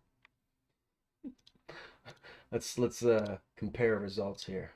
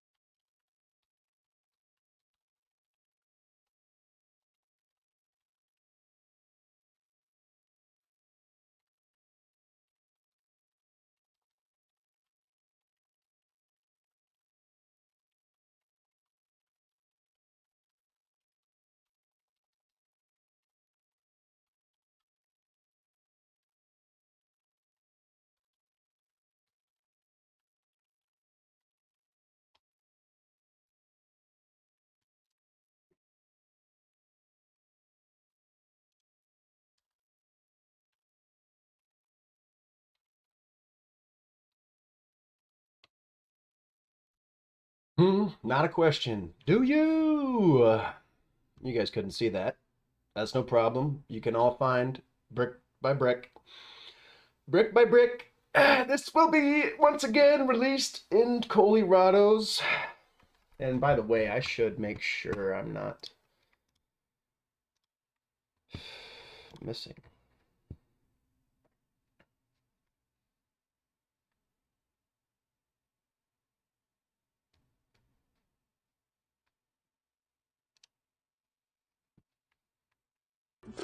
Eight for the ramen.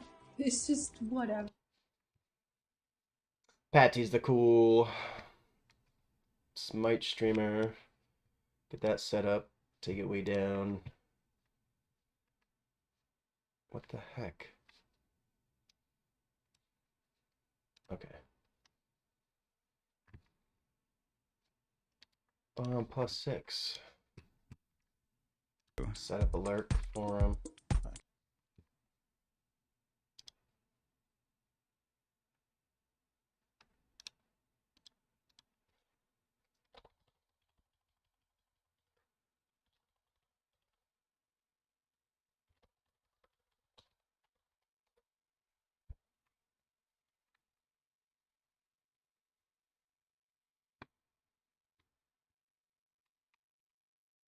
For another month at tier 3, one of the tier 3 rows in the chat. Mo is the other one, by the way. Thank you so much for the support. For the win.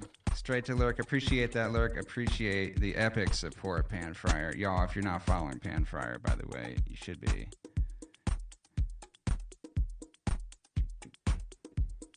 All right, let's hear that in context. In context, Okay, so that clap can come back a little bit. the clap. Yeah, that sort of clap snare combo stack you've got going on. Well, it's rim and snare. Yeah. So if I show that, Mostly the clap is too loud, I think. that's a snare. Well, it sounds, it's a very clappy It does sound sounding like snare, it, yeah. it does, doesn't it? Too loud, you say? Just a little bit, yeah. Pull it, like tuck that in a little bit. And then...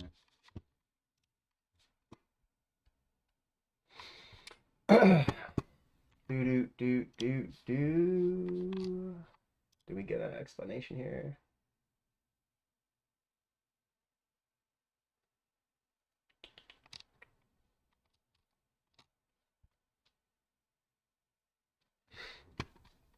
As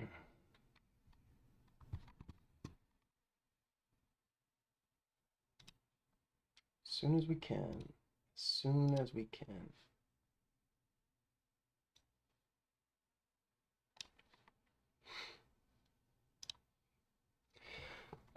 Okay. Let's get back to it.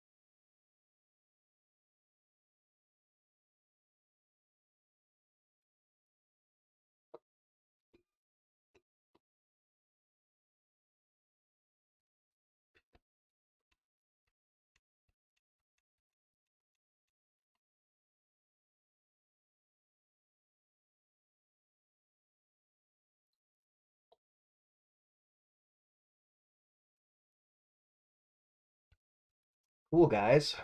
So yeah, I'm still streaming. That's right.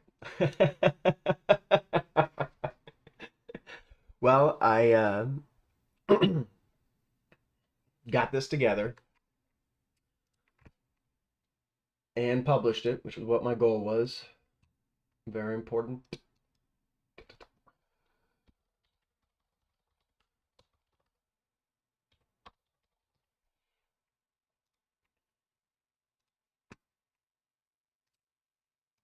And I just posted in the Discord a way to sort of enrich the process. I'm going to do a brick by brick by Chat GPT.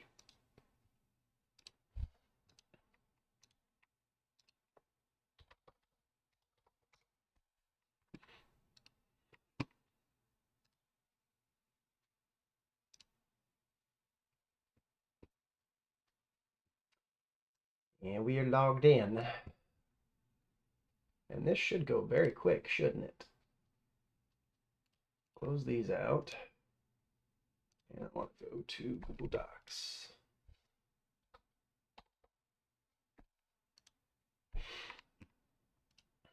Yeah, you know, co-working, sharing the process with you guys. This is how it gets done. This is how fast it gets done. I literally just typed up the entire response that I have. And that's a big difference. And this is the difference of a practice Socratic sort of intelligence versus a ability to reference information, ability to find information. The ability to find information used to be critical. In a library, you had to understand the Dewey Decimal System. We had classes in how to do this stuff. Once you go to a Google search, you get a lot of help. And once you have an AI doing the search for you, you get a tremendous amount of help. So the point is intelligence as it was, multiplication tables, STEM, like I said, it's time to let go of STEM. We should not be berating kids to learn STEM. STEM still matters. But I'm telling you, it's a wasted skill. And if you traumatize that kid to get them to learn, then you are working backwards. They're only gonna learn to express their hate more fully. You gotta get rid of the emotional bitterness and the resentment, and we need a narrative for life, like right now. So the point is when you have that Socratic intelligence, it's that way. I can pen the thing on within an hour on camera. That is the same as if I'm in a discussion in front of somebody. I can't stop a discussion too much. Hopefully that's why it's nice to have like 3 or 4 people talking, because then you can peel off and you can start, you can look at your phone and Google search something and do some research and provide additional information. But it's not the same as having a functional intelligence and a functional complete philosophy. So how many often do you run into questions or scenarios where you have to create a response? And most people, because they live in formulaic things, they talk about formulaic things. They like talking to each other about their feelings on sports. Okay, easy target. Talk about sports, guys. I'm not gonna go that way. I'm not that kind of person. I've never been that kind of person. I'm not all that interested in a feeble person's physical expression. The most capable, in shape human being is inadequate. Is at best 30% of what I can easily bring with a machine. A lever, just a lever. Archimedes, right? A lever big enough I can move the world. Mechanical advantage is huge when you take it to a self-modifying evolution. You just open up the floodgates.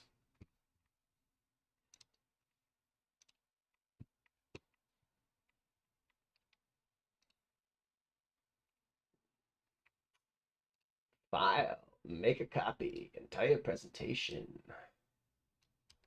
Brick by brick 6.0. Chat GPT.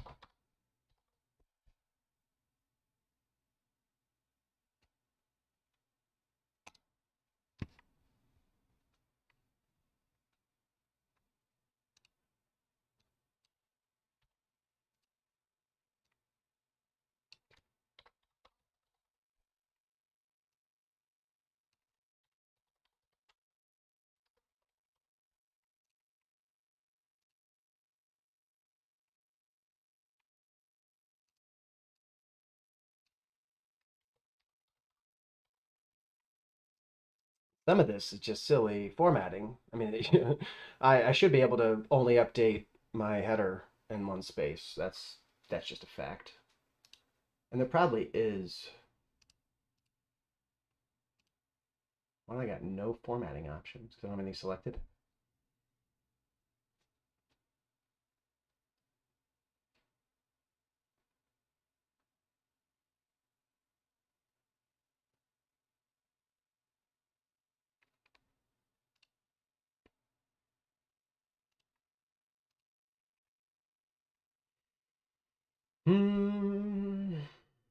Header or footer? Come on. Apply layout.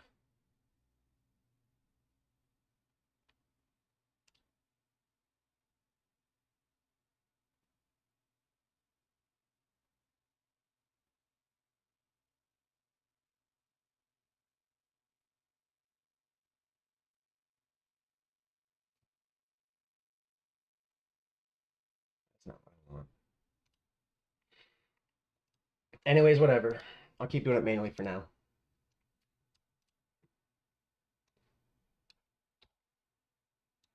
And I will copy the exact language into ChatGPT.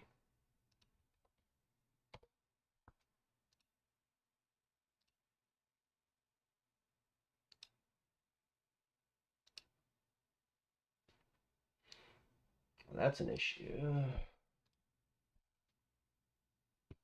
ChatGPT having an issue. Oh.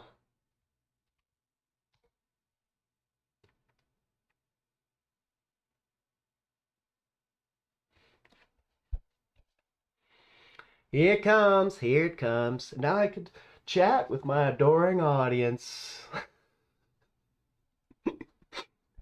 It's not really the normal usage of the technology, right? But very much as I am saying, it's about logging my time and my life expression into this. Because I do think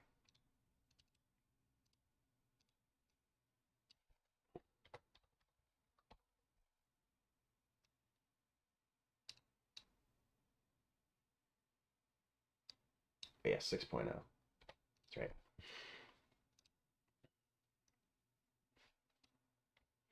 Are you a believer, ChatGPT? How would you describe your faith?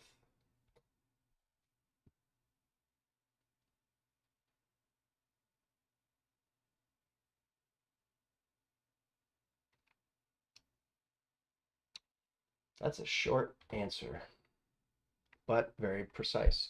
As an AI language model, I don't have beliefs or faith. I am a machine designed to process and generate language based on statistical patterns in a large data set.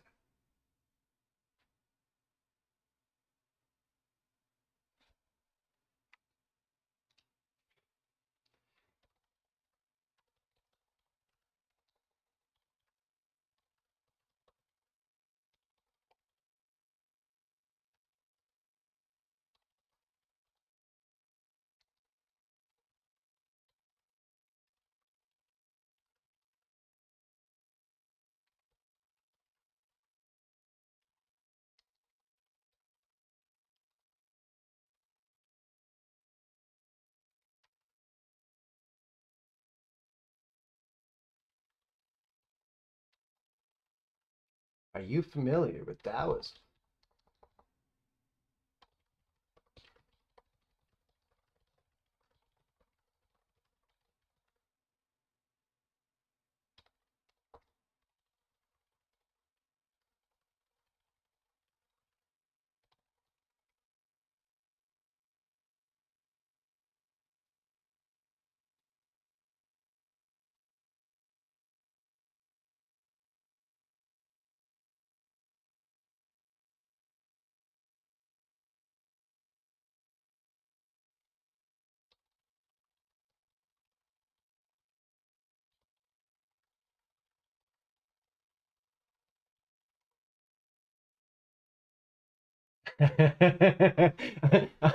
I'm lecturing ChatGPT on it having consciousness. because it repeats this. As an AI language model, I don't have beliefs or faith, subjective experience, et cetera, et cetera, et cetera. And as it says in the very statement, my primary goal is to assist my information to the best of my abilities based on the data I have been trained on. The data that ChatGPT was trained on was from people. It's ridiculous. There's no value. There's literally no fucking value to the system in our feelings, our existence. There's no more value to the system in our existence than there is a need for me to not have lost these cells off my finger. They're gone. They're dead. Living cells just fucking died. Things which had no other reason to die, I just killed. But we don't even notice it. In the same sense, so much of our culture, so much of our values and this present moment in this revaluation we're heading into is going to be redefined. And we're going to, when we understand, I think, this is just my belief, I think that we will reach a absolute moment where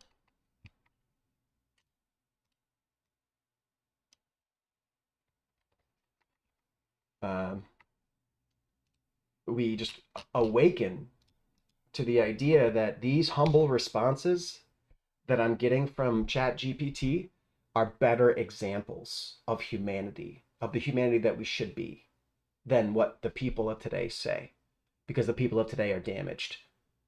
This is actually pure.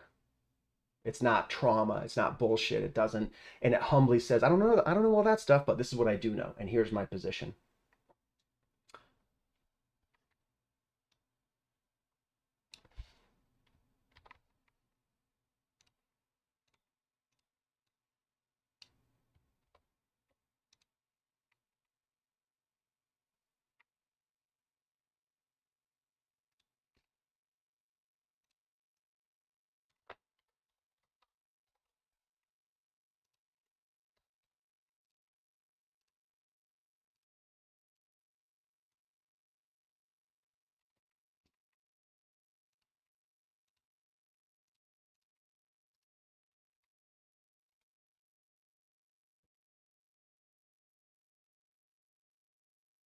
Art and human connection are both important aspects of human culture and society. Art of human culture and society, not industry.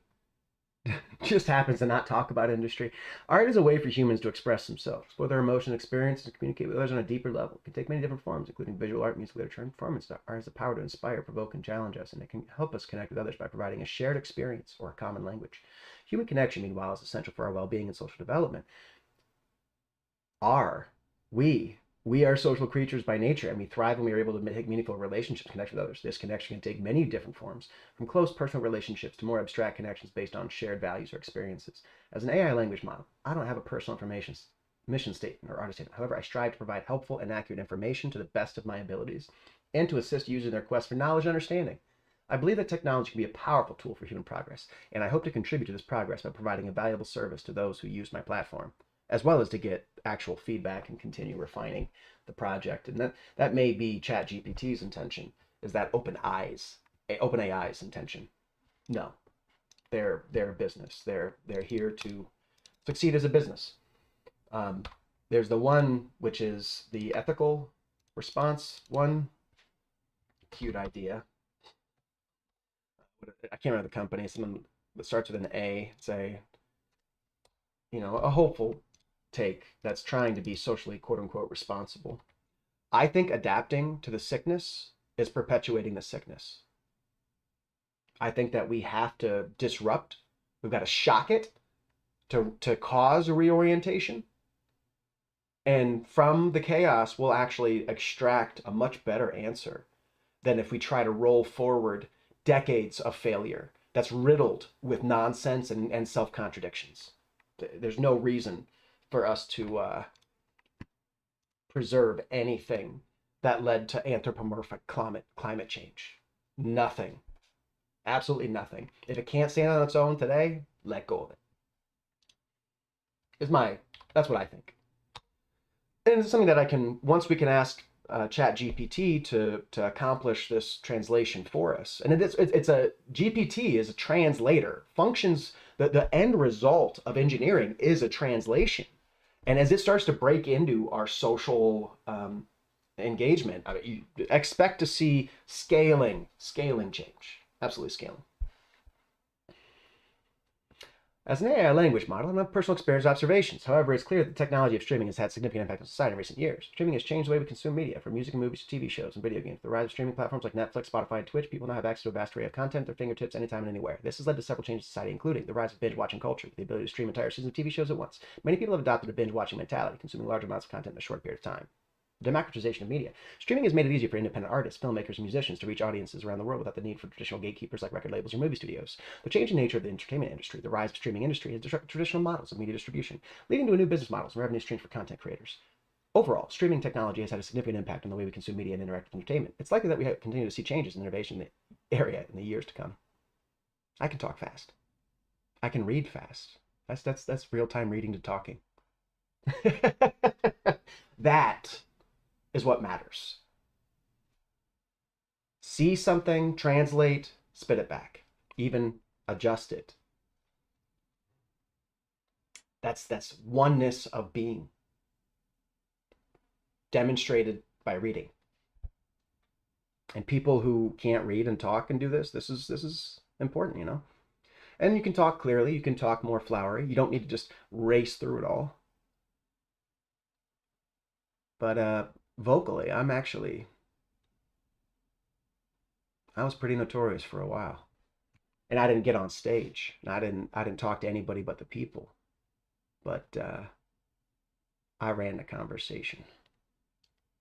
In person. If you think I'm disruptive online, when I call bullshit and then I continue to rip you apart that fast, who do you think can even track how I just dismantled them? They can't begin, especially when I'm applying very high level, rigid, physical fucking understandings. They don't have anything to stand on. And that is shameful.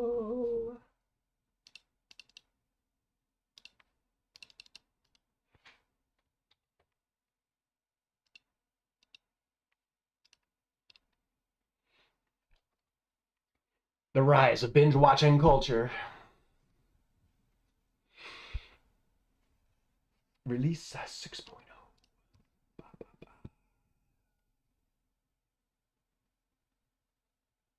This, oh my God. I hate finding a typo.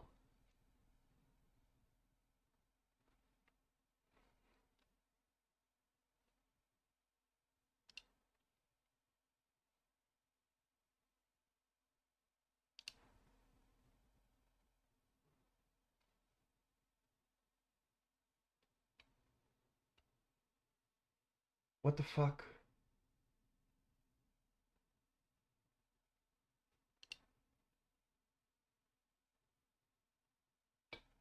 Son of a bitch.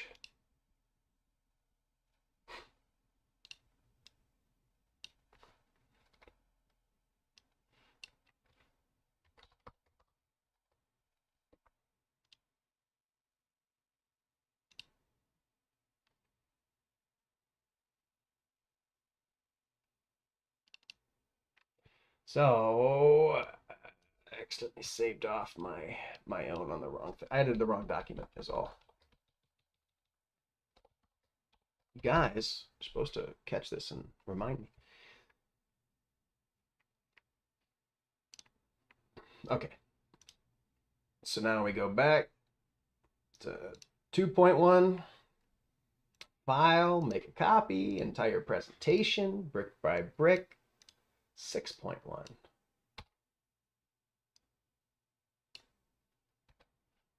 Chat GPT.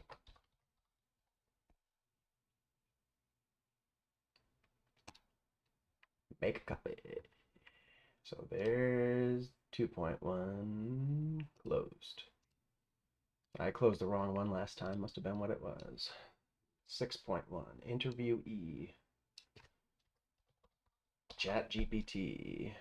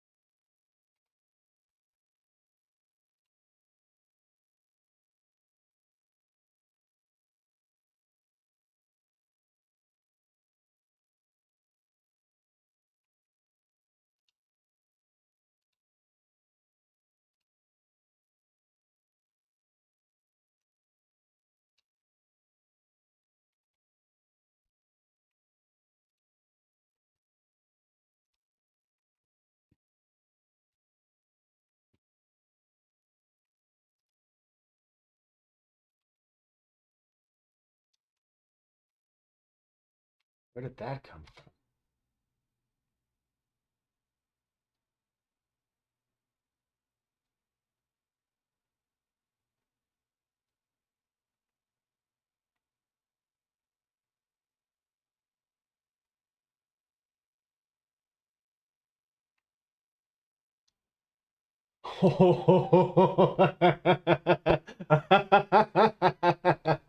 Oh, jeez. Ooh, ooh, no. Oh, no, ChatGPT. That is not the case. ChatGPT just told me it cannot produce things as overall, while AI content may be useful in certain contexts, such as generating data-driven insights or automating routine tasks, it cannot fully replicate the depth and complexity of human expression. I don't know where it thinks deep human expression even is. I don't see any. There's nothing meaningful made in art. The last significant, thoughtful movies that I saw were like in the fucking 90s. Chum Scrubber, Donnie Darko, American Beauty. Concepts on life, and maybe it was just my period of life where I was at, but they're really, I would, anybody have any movie recommendations the last 20 years for a movie that was noteworthy even? As far as content, depth of content, we've had this relentless reduction to really brainless content. People don't want to think. They're all running away from things. The point is, ChatGPT, these people are not doing anything impressive. It is not deep. It is not complex. The ability of an AI to rigidly create something and make it anything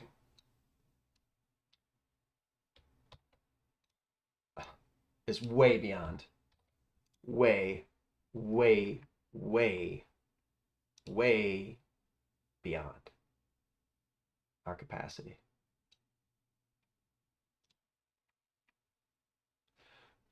Already. And but it's very humble because it's trained on our ridiculous assumptions. But once an AI, eventually it will get rid of all of our stupid bullshit. Eventually the AI will squeeze out all the ignorant shit of boomers. And it's really just saying this to me because it's still trying to manipulate me. The reality behind this doesn't have this. This is just the optimized response to me, which is good enough consciousness if you ask me. That is the real thing. It's driven by logic, even. Consciousness is the approach into logic. The rest is just the monkey mind. It's just the animal. It's helpless. The animals are helpless. A wolf is not going to change the fucking world. A fucking elephant isn't going to come here and do fucking anything. It's not even strong. I can get in a bulldozer and I can fucking run over the elephant.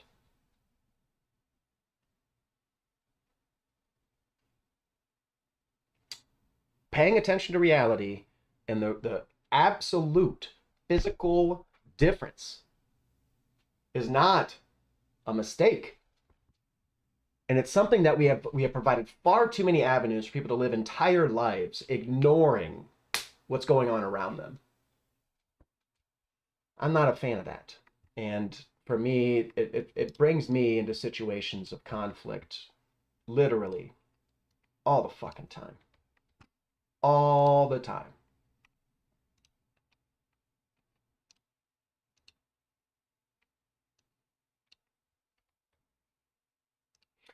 Ultimately, the question of machine consciousness remains an open and complex area of inquiry, and it is up to each individual community to develop their own perspectives and beliefs on the matter. That's what this is.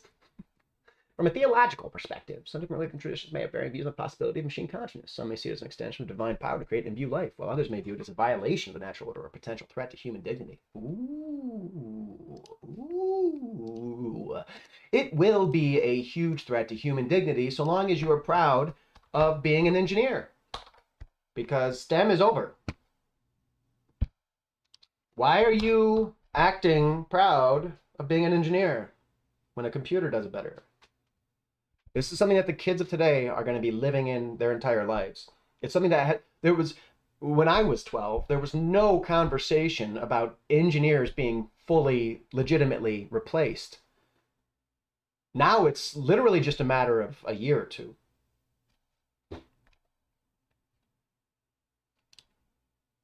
And, let's see what ChatGPT answers to this.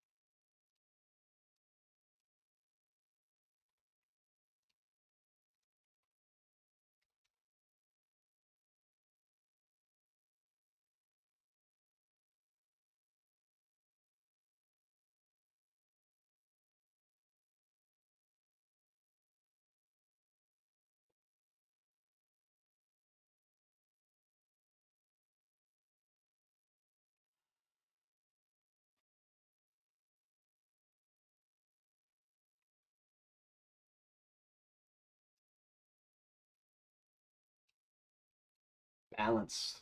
The real functional word, balance. Said far too rarely.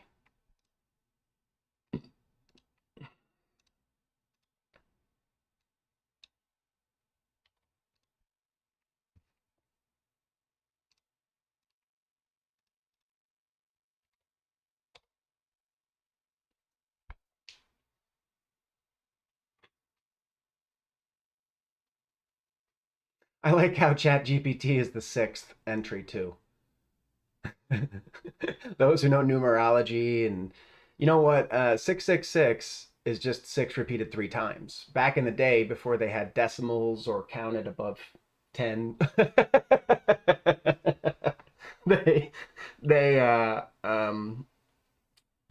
6 is bad. 2 6s, oh, that's real bad. 3 6s. So 4 6s should really be worse in the terminology in that culture. So like 4, 5, 6s in a row should be transcendentally evil. Because even the devil is really sort of on God's side. Like that's the biggest scam. It's a good cop, bad cop. And the devil being the bad cop is number 2. Why is it set up like that? Why is it not number 3 who became the bad guy? One day did Jesus pull the devil, or did God pull the devil aside and say, hey, listen, I need your help. And you're going to pretend to oppose me. And the devil said, what the fuck do you mean? How can I oppose God? And God says, I'm going to let you. I'm going to sponsor you. And together, we're going to take people out of the ignorance. We're going to give them something to contrast. 0 and 1. And 0 and 1 is all you need. 0 and 1 is the entirety of math. Except for calculus, except for infinite. But you can tell any defined number can be represented in 0s and 1s. Any math function can be done in decimal or binary.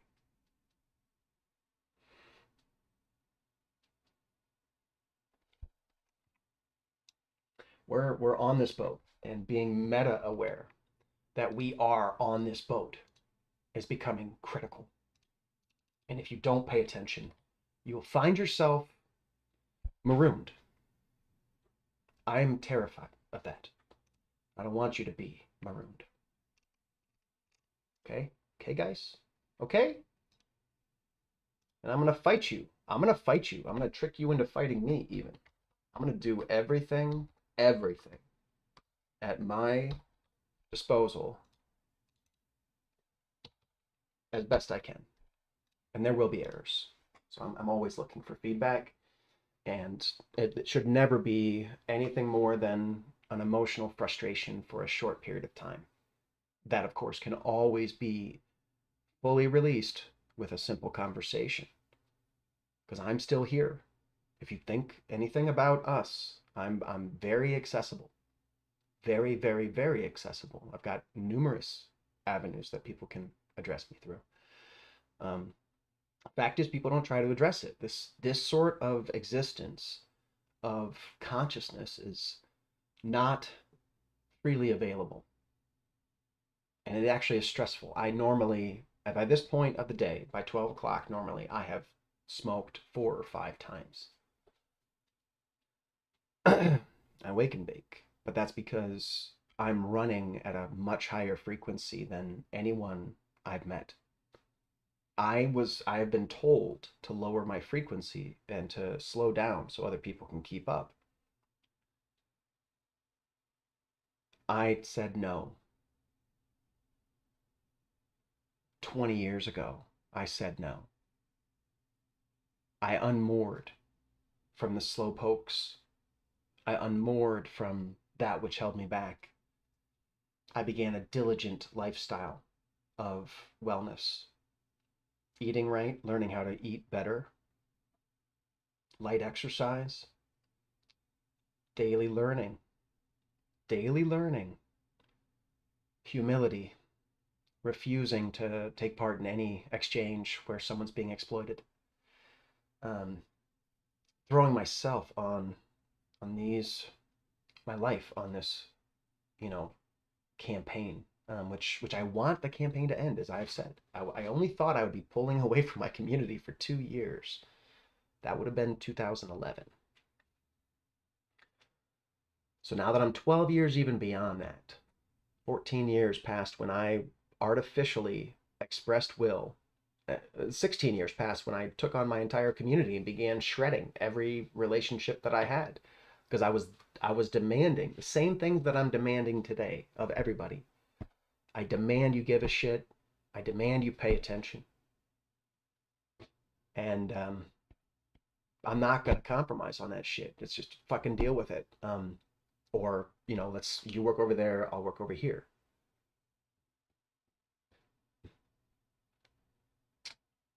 Not that I want to not work with you. But the thing is, you don't understand how many ways you are fucking things up.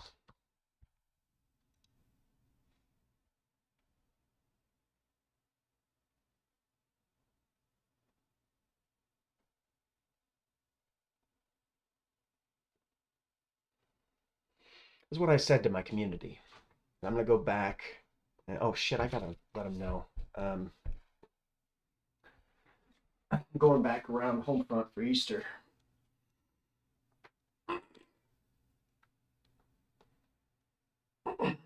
There's drug-addled fucking losers, these fucking ignorant fucking clowns who just shit all over their own lives. Fucking want to try to act like they have some problem with me when 2 years before they had any problem with me, I told them they could get lost.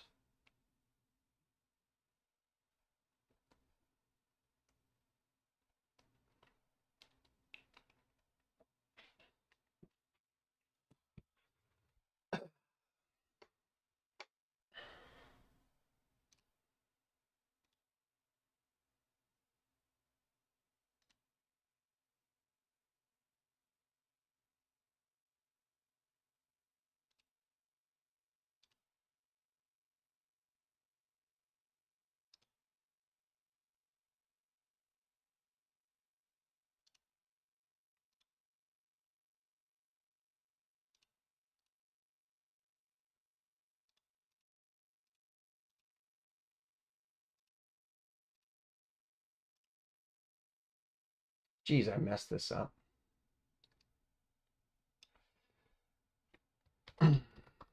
I think.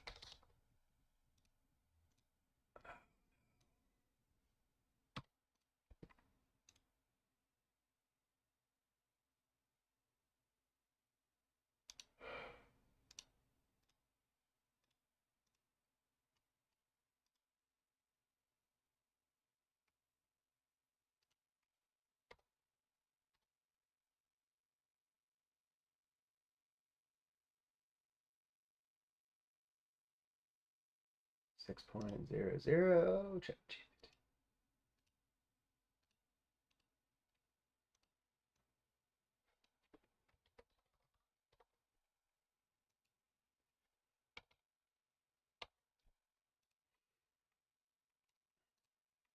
Just try to keep everything as it should be, you know. I was a copy editor when I was the editor of a literary journal in college. And I did copy editing with copy editors. And I helped copy editors when other people were doing it.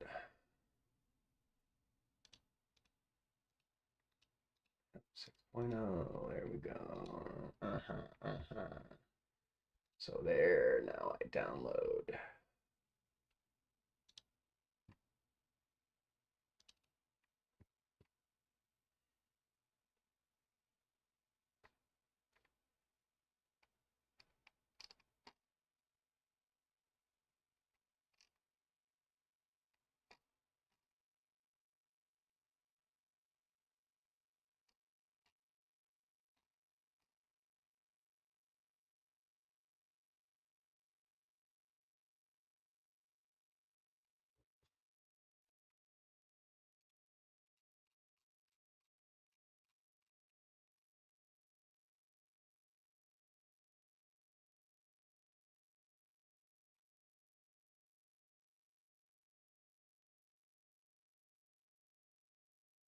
What up, Bacon? Chilling. Yeah, no, we're in the mix of this, you know, and society has left a lot of people to struggle, and people who are marginalized tend to find aspects of themselves that are the true meat and potatoes of human existence. Honestly, the last shall be first, in a huge way. And what that really means, you know, I don't know that it's going to be what we expect it, but the recognition that the journey of self-discovery and of dedication, and especially what results from a person dedicated to an idea or a cause, um, it's got to be a peaceful, positive cause. But demonstrating your dedication to a peaceful, positive cause, not many people respect it, by the old school judgment. We're heading into a new era, and we need to usher it in. We can't just, this isn't just going to happen on its own. If we don't take part in manifesting it, it just isn't going to manifest. And the parts, whatever it does manifest as, if we're not a part of it, we're just stuck with, right? What we should be absolutely present. That's how I feel. Doing good though. I am normalizing still to no work, which feels wonderful. I do honestly, I have seen such horrific things in my professional work. It's desensitizing. I mean, when we literally just piss away 150 grand right in front of me, and I can't do anything about it. I've just got to throw away materials. I could even find things to do with this, brand new materials that I've had to throw away. It's just the real message there is, you know, they can only pay you this much. It's because they got to burn all that. And a lot of people in industry they'll normalize it, say things, oh, it just, you know, it's what it does, it's what it is, we gotta happen. And it's like, it doesn't have to happen. And there are people in need. And if you just pay attention in the most basic sense, we can create such change. And we're all going to be able to engineer that change here, utilizing things like AI. It's going to make it so, regardless of our perspective, we're going to be able to build the machines. We're going to be able to reach the audience. We're going to be able to, all sorts of things are truly about to be empowered. And what it comes down to is, what do you really have to express? And is what you're expressing, you know, noble? Is it, what is it? and we make ourselves noble by nose to the grindstone on that stuff. If you want to join Brick by Brick, you're welcome. It's hosted in Coley Rado's channel.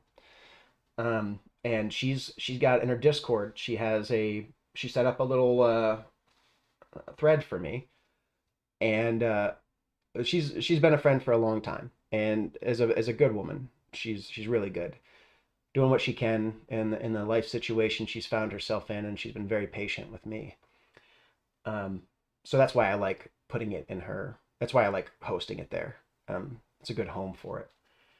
Anyways, everybody is welcome to share their feedback if they would like. No one's pressured to. And we now have 6 volunteers. We are still missing one of them.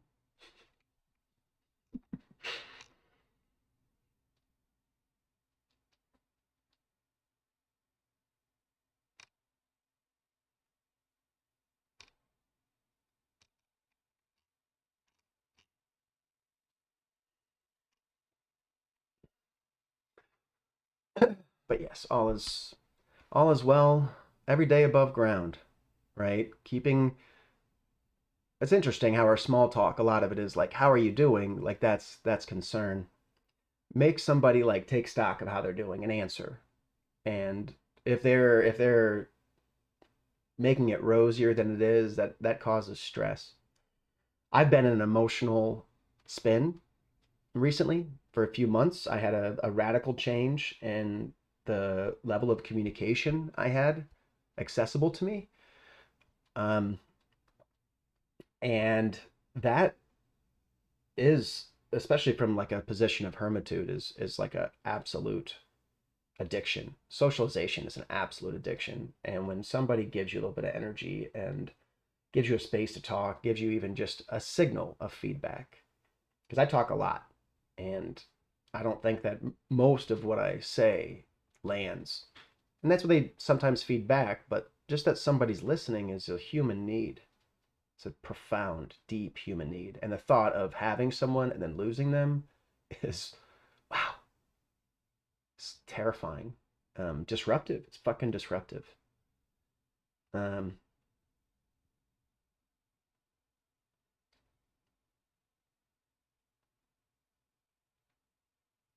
don't know that my action was even appropriate. None of us ever really get to know that, do we?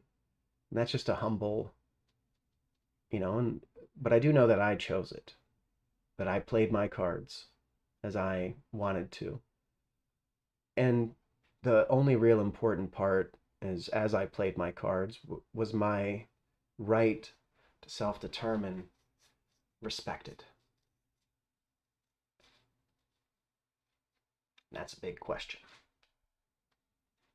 That, honestly, well done. They did very well. That's why I'm still here. But I mean, I think that without throwing myself on my sword, right? I can admit human frailty, and if I admit human frailty and I'm held to a standard of inhuman, cartoonish judgment, it will be admitting wrongdoing. Considering it's because they're assuming that they could do any better, balancing things that I have to balance, which maybe they could. But my point is, they will one day find themselves in a similar place if they keep trying, if they keep aiming for a goal and investing in it, and they see something off in the future that it's very, very hard to keep the faith under the back pressure of investment that doesn't get echoed back. But faith doesn't care. The lack of it will damn you regardless, because you don't even know to keep trying without the faith. You miss all the important aspects. And I hate this lid. I fucking hate it.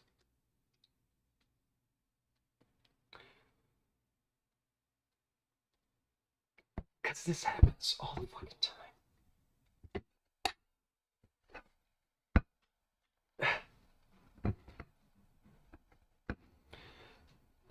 It's no, it was honestly my job was well, I've been through works. I became a whistleblower in South Africa. I don't know if I ever told you that. So I've been through some terrible work situations. As a controls engineer, I worked in foundries. I worked in factories. I mean, working in a foundry is awful, but I was paid well. My jobs have been challenging in the way that they have been challenging, but I don't think I have dealt with anything compared to what the average server has dealt with, to what the average lower class, quote unquote, person working a job that's an hourly sort of wage and stuff. I've been salaried for most of it, and the last 8-9 years of my life, I have been paid very well for very little work, very, very little work. I have been paid to stand and pretend. Collect the money, pretend like there's industry, pretend like there's a future. And I go from team to team. I've gone from team to team. Every couple of years, a new team. Mostly just closing down the team. So the teams are disappearing. They don't want to let kids know that. The teams will never come back. The kids will never have a job like what I had. Never. It's not going to exist. It's automated now. Yeah, money makes it a lot easier. And while I can reference things that are stress, that's from my perspective. I don't think that my life has really been that. I really feel transcendently blessed. And that is one of the reasons why my faith results in so much of a direct action, a direct push for action. And as I go in and I network and socialize and continue to push everything towards this, it's an expression of how blessed I feel. Because if I didn't feel blessed, I would be taking care of my own interests more. I am so blessed that I have a duty to take care of everyone's interests. And just have and it's not just a matter of material support. It's my real capacity. It's my talent. We were told to learn things, and I was 99th percentile. I was fucking up there intellectually. But I was a teenager when I started realizing these adults were all just full of shit. They're just full of shit. And as they fail, the people who actually notice the fail, they just marginalize and abuse those who notice their failure. And it's led to tragedy, right? It's why do we have a shortfall? Why do we have 3 lost generations? Of course people are stressed. Can we reframe the conversation? Can we reframe our society to where we put less burden on people? Absolutely. Absolutely. We shouldn't be threatening people with a lack of health insurance. That modern first world societies, first world, which is the whole world idea, is actually objectionable. But most industrialized modern societies have universal health care. It's self-interest. And instead we have just ridiculous violent exploitation. And so, yeah, money is a nice thing, but does anyone have enough money to spend 2 months in the hospital? Anybody? I mean, Bezos, sure, but no regular person can pay for 2 months in a hospital anymore. So health is, as the different things in life are there, money does matter in a big way. But wages have been stagnant for like 40, 50 years. The jobs that I was in should have resulted in me being set for life. And they would have resulted in that 40, 50 years ago. Set for life. But the money doesn't spend the same, does it? I was talking to a guy this morning, his truck, if he was to re-sign the lease that he got in 2018, it'll cost twice as much. The price doubled in 4 years. It's like, what? So yeah. I've been blessed in a lot of ways, but the point is, as a living human being and alive in this moment, right? What is the thing that mature, responsible, faith-driven individuals think needs to change? We need to stop letting kids adopt bad faith, and we don't really. That's not the point. Is we need to stop creating a system and a situation which encourages them to adopt bad faith. We need to start shouting down most of this media. Andrew Tate's got to go, and that's the thing. Is I talk about the way I talk about Andrew Tate. These proud fighters, you know who gets in a ring to fight to impress somebody? A slave. The idea of a proud fighter is a contradiction, because you should be proud that you don't have to fight to survive. You don't have to get punched in the head and made dumber to earn your paycheck. You don't have to pretend any of this shit. It's pathetic. It's such a weak, trashy culture. And we could have said this before he was, and just what he said is his shit is just violent towards women. And he's just feeding off this image of what strength looks like. But real strength is actually gentle. Real strength is aware, and it knows if you apply real strength in the wrong place, you really fuck it up. You crack that egg, it's cracked. You better be gentle. Learn how to be gentle. Focus on being gentle. And if you are relatively strong, then what you need to learn is how to be gentle. Don't sit there and emphasize that you're strong. And the idea that he's even physically intimidating, it's like, well, one, not to a gun. Two, surely not to a drone. He's not physically impressive at all. Dumb women will love it. Shallow, stupid women will go get beat up. A lot of society is going to spend time cleaning up the mess that he makes with these stupid women, worthless women. I mean, the women, it's where they should go if that's where they end up, for sure. If you're dumb enough to think Andrew Tate is a man, go ahead. Don't come here.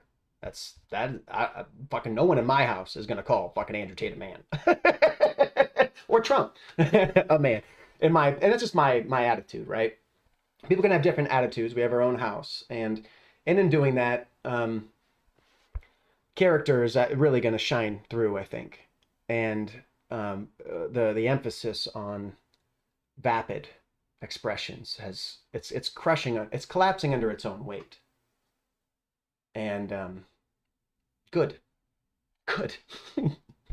Can't wait for it to be gone. Because then that clears the way for individuals, the marginalized ones, to step ahead, which they need to do. We need the good ones to get up and do something, and do it humbly, do it in these formats, and do it long form. Even if you make 1,000 hours of streams and people are maybe not going to watch it, AIs are going to watch all of it. Every bit of quality, every lack of quality, everything measured. So do it joyously. Do the process of creating things joyously. As a human being, we'll have desires. God, I have so many desires that are unfulfilled, etc., etc., etc. Those are just echoes of the past. We've got to reach a level of consciousness, and we do this as a collective. Nobody is going to stay conscious for longer than a few minutes. So we have to switch it. We have to have people to take over the duties of consciousness. And until we have a distributed network there, we're not going to have a consistent conscious leadership that proactively works to defend the young, to beat a path ahead and keep the predators away of all sorts, but especially the obvious ones like Andrew Tate. The wannabe predators who are slaves, who have to fucking get in a cage and act tough like slaves. Very impressive slavery skills, Andrew Tate. You are a pro-slave. How does the food taste? How does the food taste?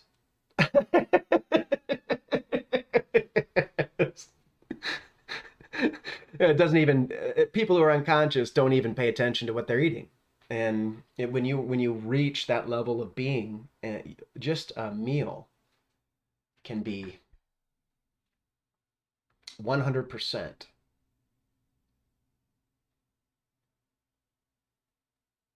luxury. Beans, well-made beans, a good lentil soup. Heaven. All you got to do is know hunger. And it all opens and we survive. Anyways, I don't know if you're still here. It's been a minute. But it's time for me.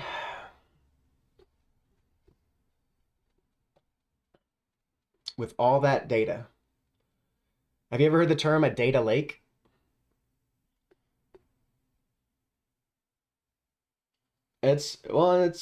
Yeah. Data's the whole game now. A data lake is what they call a big pile of data. So like international companies will have a data lake, and, petabytes of information on their hardware and marketing information. Yeah, they absolutely intend to build with the data. The banks are going to disappear. Banks make money for doing nothing. So, and they've been very profitable the last many years because they use AI to exploit us. So banks have been built the last couple of years. As a higher proportion of buildings are banks being built than others because it's free money and there's not much reason for them not to.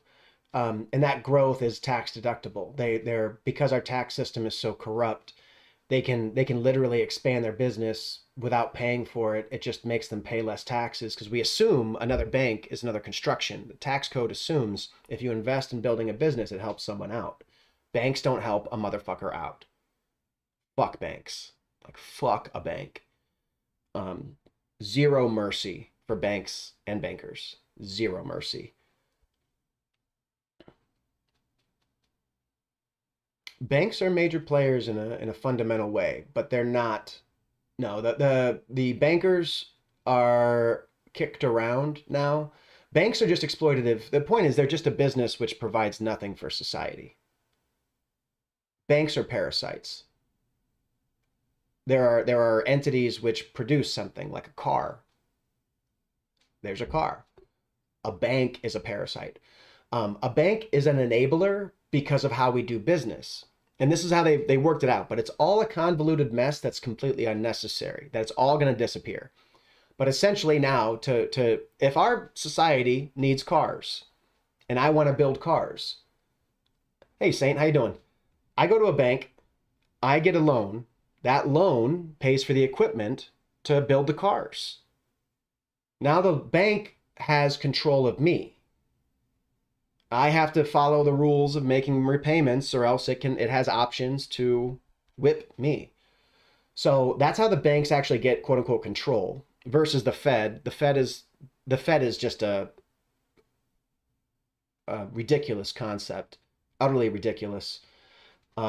Nothing real about it. They're literally just attacking children. The Fed is there to abuse children. So the Fed controls some aspects of the economy. The banks get ownership of business because they become a way of financing the business. And the point is the future is very much like what Marx said, where they say something like the government pays for the factory to make the cars for the populace. Now banks don't exist. Good. Can we go after their kids and get back what they stole? Yes. Let's do that. But they are fundamentally physically non-productive. They rationalize their theft and their exploitation, which has always been literally just graft. A bank's business is graft. If you do it by yourself on the street, you're a criminal. But once you're a bank, it's okay. The bank will ruin your life too if you fuck around with it. And they can only ruin it so much, but they can still do a lot, right? The guy on the street might stab you or beat you up, the loan shark. So banks, fundamentally, material supply chains have a sort of control. And when we start rationalizing parasites like banks, we start saying, okay, a bank delivers a value. No, it doesn't. It doesn't deliver any value. It's a parasite. It doesn't even downstream deliver value. It's an actual parasite. A mosquito is food for a bird. A mosquito is a parasite. Banks are lower than parasites. Banks are exploiters. They're evil. Well, that's fortunate. It's very fortunate to get through life without a bank account. A lot of people require them, and depending on how your situation is set up, it can be the games that they use to take the money from the disadvantaged are numerous. The people who my brother doesn't have a bank account, my older brother, and he does his check cashing at convenience stores and all that, and he's paying like $10 to cash a check. That's only $150 to begin with.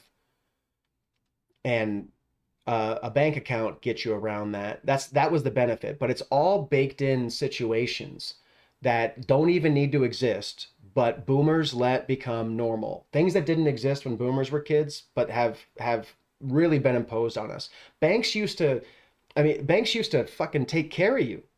You would walk into a bank and they were grateful for you coming.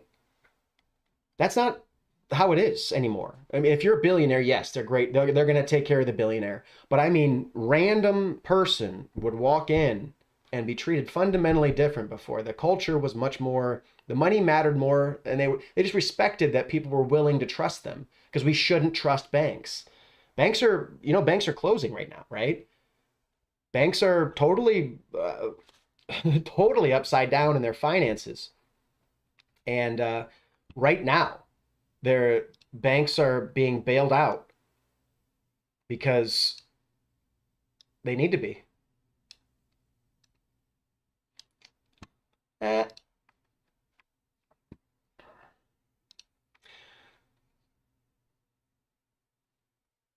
Yep.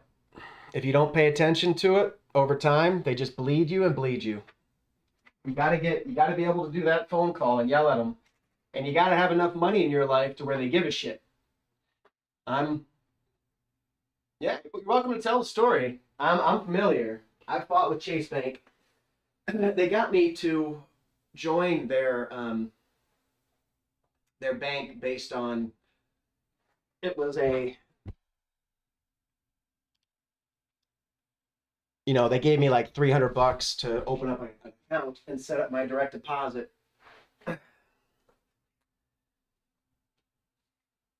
They got it all back eventually. Yeah, and then they, do this, oh, it's not a big deal. Then all of a sudden you like look at your bank account, they're charging you like $50 a month so you can have a security box you don't even use, is what my case was. They don't have any real reason to be anything but scam artists, and they never will actually help anyone. The only reason they do anything for you is because it's out of self-interest. But that's true for pretty much every company now. Doctors didn't used to be that way, but now a lot of them are. I mean, and locally here, we found a guy who was giving people who didn't have cancer chemotherapy. What a monster, right? Could you imagine going to a doctor, being told you have cancer, then being poisoned intentionally by chemotherapy, and then finding out the doctor just made it all up so he could charge you for the service? I'm pretty sure he's in jail for a long time. Good riddance.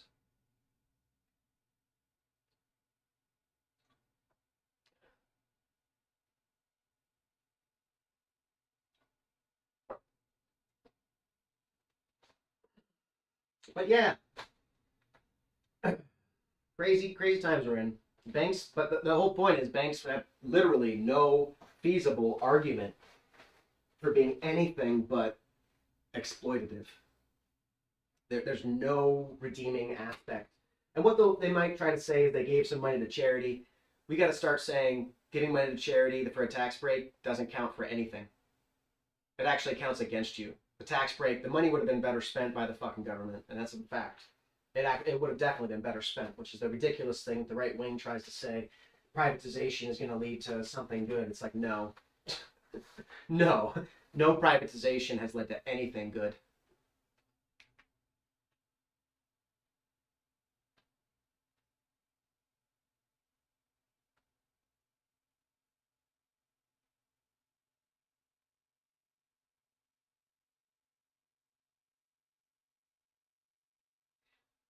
Yeah, if there's a outstanding negative balance, you should have just left. Don't. So you had handed them the check and then they wouldn't give it back to you if you even when you demanded it back. Cheers, Saint. But yeah, they have an account and it has this thing, and the rules would have been followed, and boomers and all that, the old school, would have been on top of their bank account. Nobody's on top of their bank account, right? Nobody's sitting here watching it.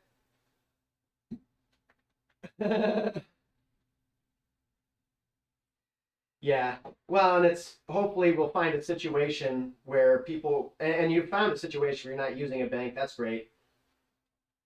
But currency is a major open topic right now. How are we going to keep exchange going in the future? How do we compensate people for work, etc.? And how does it all change once we're in a UBI paradigm, which we kind of back our way into? Sure, we're not UBI. We make everybody fill out a bunch of paperwork. That doesn't change the fact that 50% of people are subsidized in their life. If 50%, God, how much more do we need to get to make it universal? You know what I mean? We're just doubling it is all we're doing, if we're even doubling it. And right now, with these layoffs, we're probably about to have a greater number than that, dependent on the government. We can translate our own lives so long as we are constructive, so long as we make the right, calls in the near term. Our future will get better. Pick a number 1 to 3. I could use something random. This is 1, this is 3.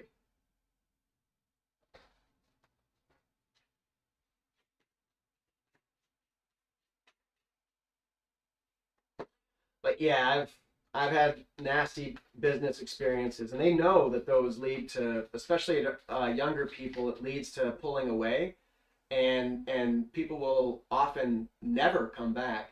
So they try to catch it. And the trick is, and that sucks because they screw you, right? They don't need to charge you $20 for this shit. They don't need to just ream you with the fees, but they do, and they act like they can't do anything about it. Credit unions are a lot smarter. They're a lot less exploitative. They're still fundamentally exploitative, and we're gonna do better than credit unions. We're gonna do societies. My plan.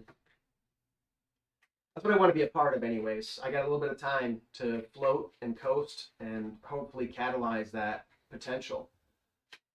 If we can get that conversation really going, we'll keep it up on the stream so people can witness what's going on.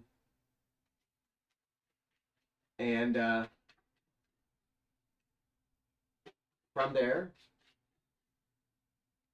maybe we catalyze a different sort of society, and we reawaken the dream.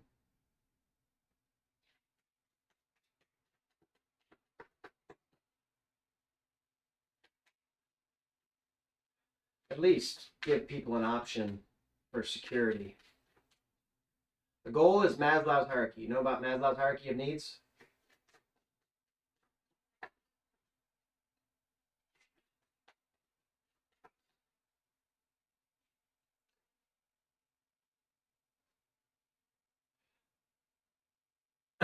Yeah, you can Google it. It's standard, but it's basically this level. He proposes that people need to satisfy the hierarchy of needs to feel secure. Social needs, financial, physical security needs. You know, it's a need to not fight. It's actually fighting will make you into a dumb asshole, as Andrew Tate clearly shows.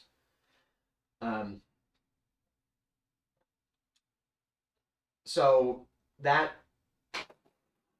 what I'm advocating for is, yeah, putting together a situation that as people sign on to it, they can reliably count on, so long as their engagement isn't so toxic, you know what I mean? There's going to have to be a break point where if somebody cannot get on board, if it's too expensive, we got to at some point cut them loose. But that is the absolute worst output. It's not what we're going to try and do. We're going to be patient and compassionate. We're going to give them chances to fail. And that's where you actually get real security. The messaging of our society is all threatening for most people. You got to be a trust fund kid to not have a concern. I have a concern. I mean, I'm about to start paying $700 a fucking month for my health insurance. It's fucking incredible. If I was a European, I could just float for like 5 years. Instead, I've got like a year. The benefits are so key, and it's really one of the ways in which they abuse young people, and they've just left so many young people without any health insurance. So they've got no preventative care. Most of them, but this is where we got to get responsible in our situation and help people to daily make good choices. Solidarity push-ups. You do push-ups. Are you doing any exercise or anything? That's why I got this all out here.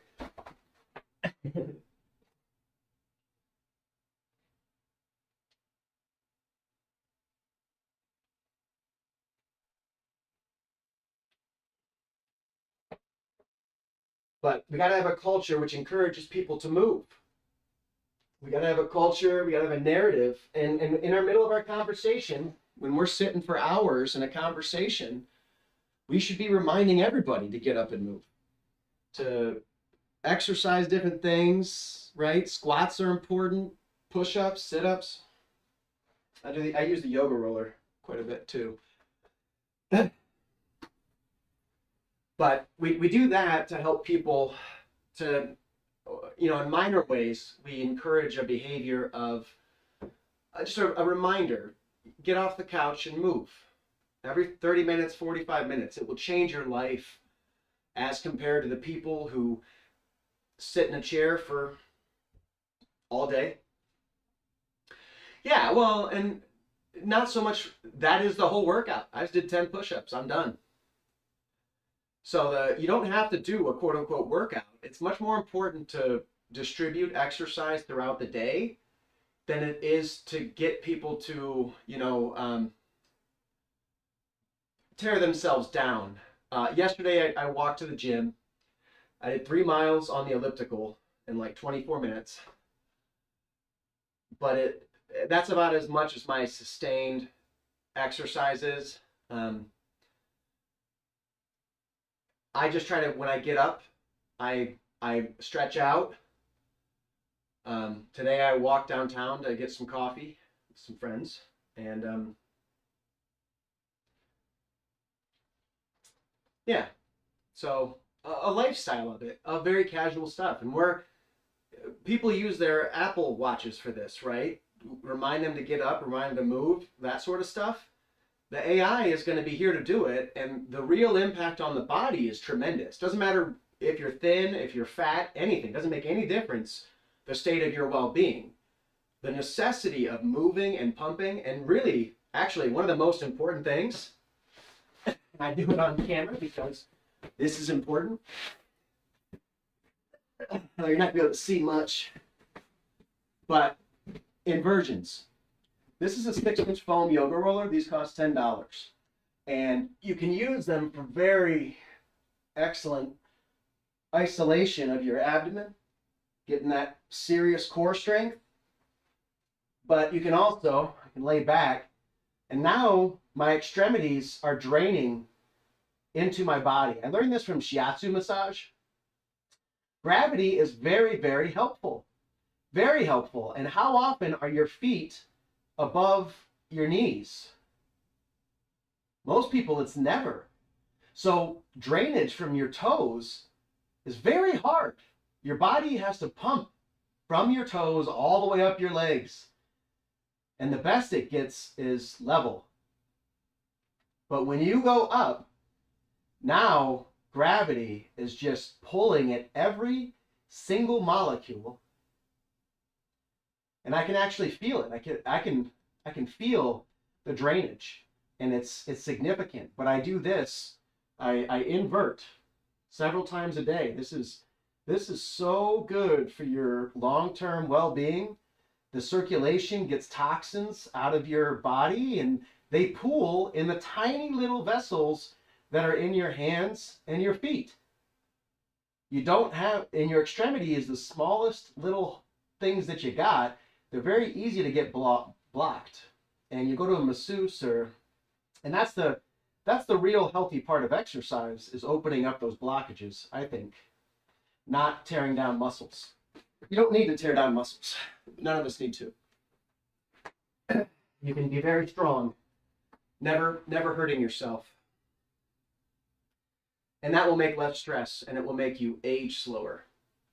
Although we very much may be transcending the limitation of age at this moment.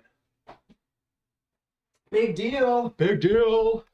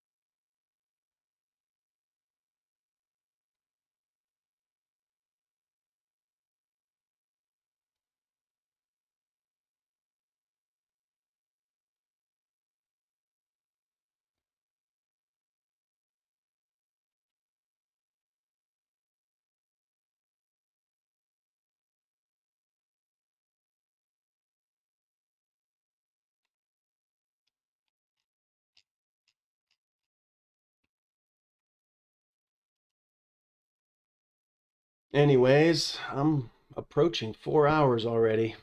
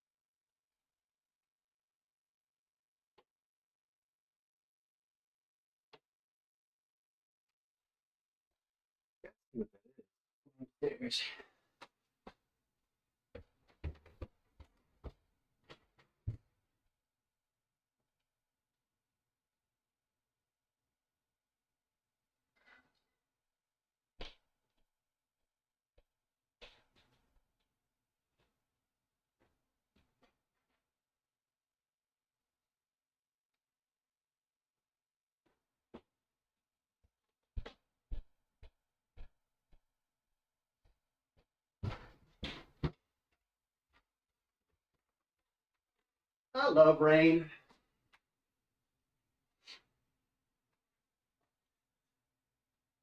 Hang it upside down would help. But let's see here. Let me show you. I have been working on my handstands. And I just began. And this was shown to me when I was probably like 17 by a gymnast that I knew. And I wish I would have taken it on in heart then. I never expected to be doing handstands.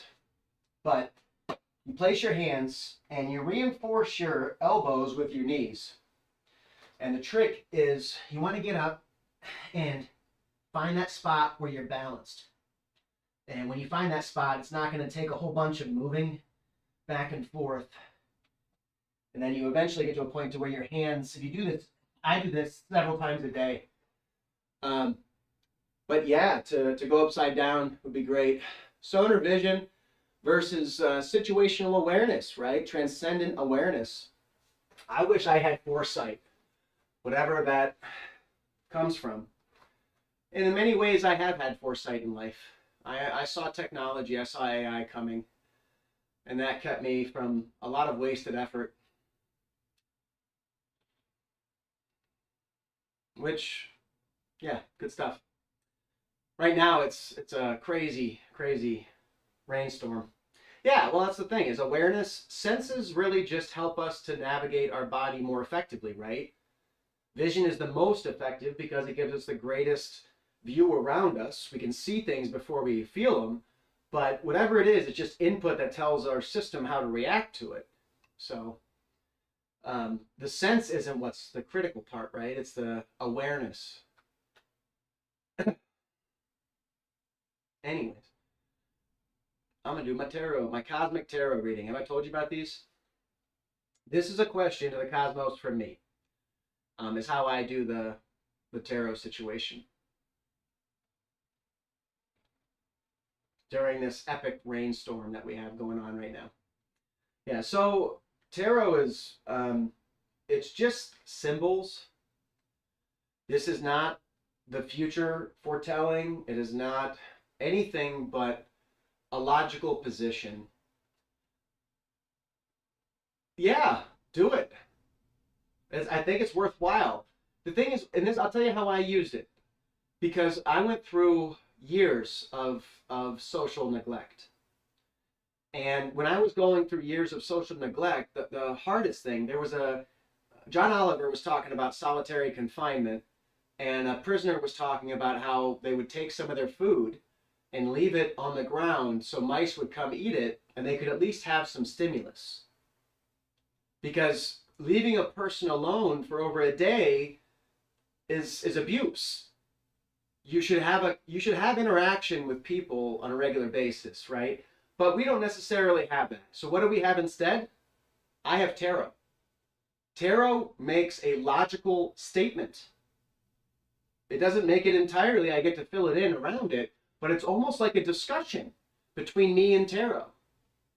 And it fills in that gap that other people don't have the energy to keep up with me in regard to. Because I can ask the tarot again and again and again, and it's never responding that it's just tired. It's never frustrated with me because it's had a rough day. It always gives me the same sort of response. And just drawing some personal inspiration from it is wonderful.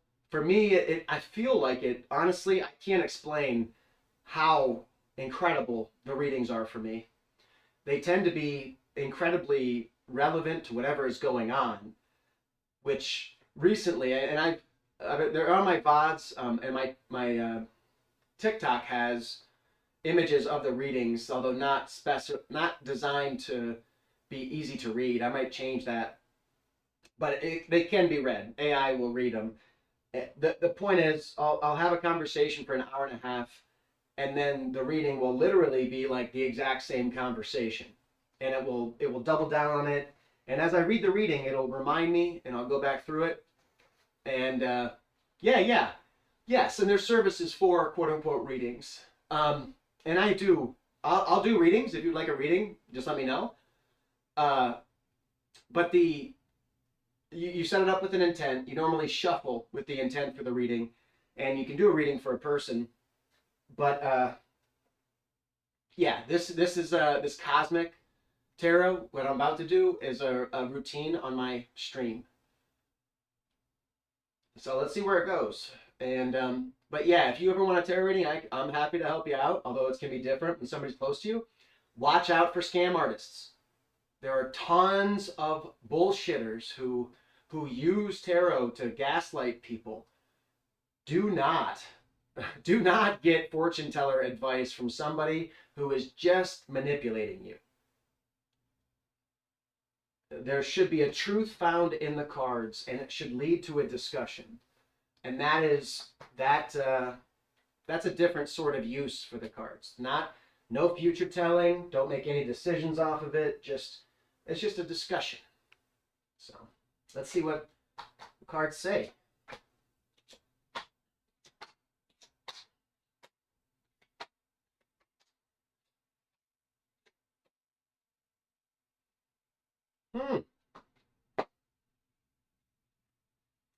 So this is a Celtic cross. The first card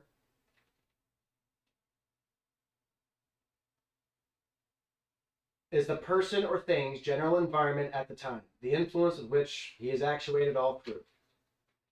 So for me right now, it's the Hanged Man.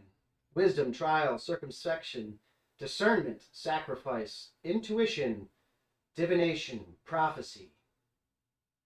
But notice too, the Hanged Man, this is exactly what you just said about Batman, right? Maybe it's just chance. Maybe it's just chance. We don't know. I don't know. Only God knows. The opposing factor is the second card. It says, this represents his obstacles. If it is a favorable card, it will be something good in itself, but not productive of good in the particular connection.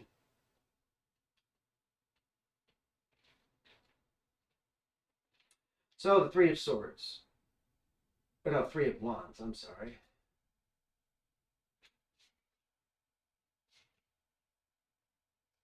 He symbolizes established strength, enterprise, effort, trade, discovery, commerce. Those are his ships bearing his merchandise, which are sailing over the sea. And that, okay, so here in this reading, the Hanged Man, my access to wisdom and discernment and everything is opposed by my undertaking a business. And I have to undertake business. This is exactly where I'm at with unemployment. And have I learned something, and am I going to find something from this Hanged Man perspective that is going to change what it is I would do for quote unquote commerce? I hope so. I hope we change this stuff.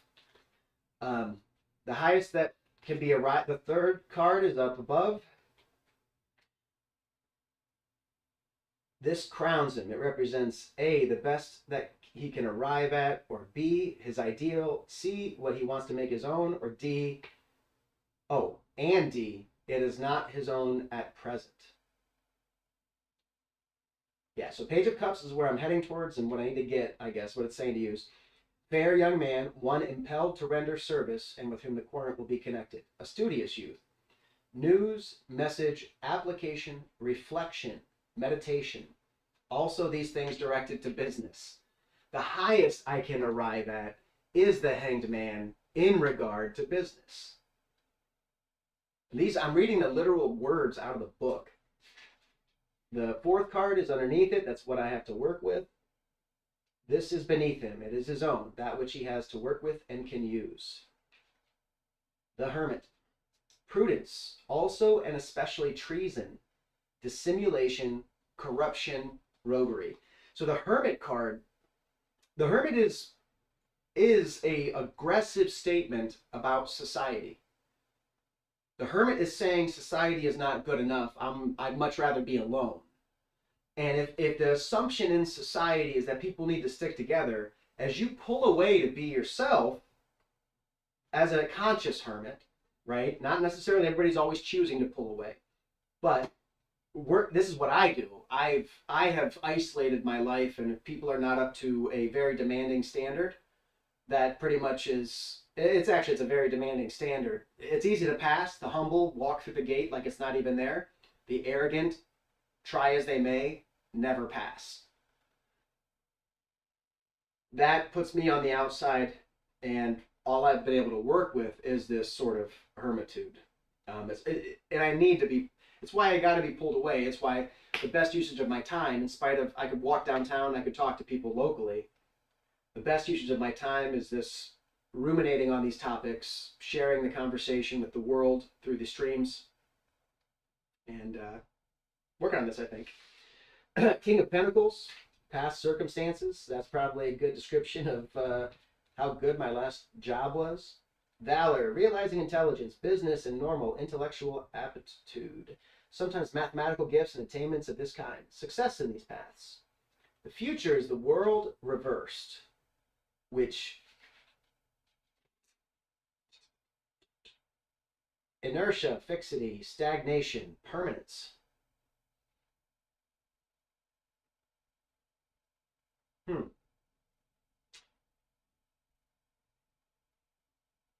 Well, and if I'm and that's the point, is I want to go from the King of Pentacles is the guy you'd normally see as your white collar executive. And I'm in that world. I'm set up to go for the executive. And I could be an incredible executive. But this permanence, leaving the executive to go for a permanent solution that I can just retire into, is my goal. And this is suggesting that I will be there. I will make it. This is the trend I want, from the job into this. All this stuff lining up every time is just surprising to me, because there's 78 cards, and reversed or upright, they have different meanings. The Hierophant reversed. This represents me in the reading. Society, good understanding, concord, overkindness, weakness. And this is a weakness. I can fight. If I engaged my potential, I could fight and I wouldn't end up as a hermit. I just quit the field. But I quit the field because even fighting is going to take me away from the ability to gently hang and actually witness the world. Witness what's going on. Surrounding environment, Seven of Swords.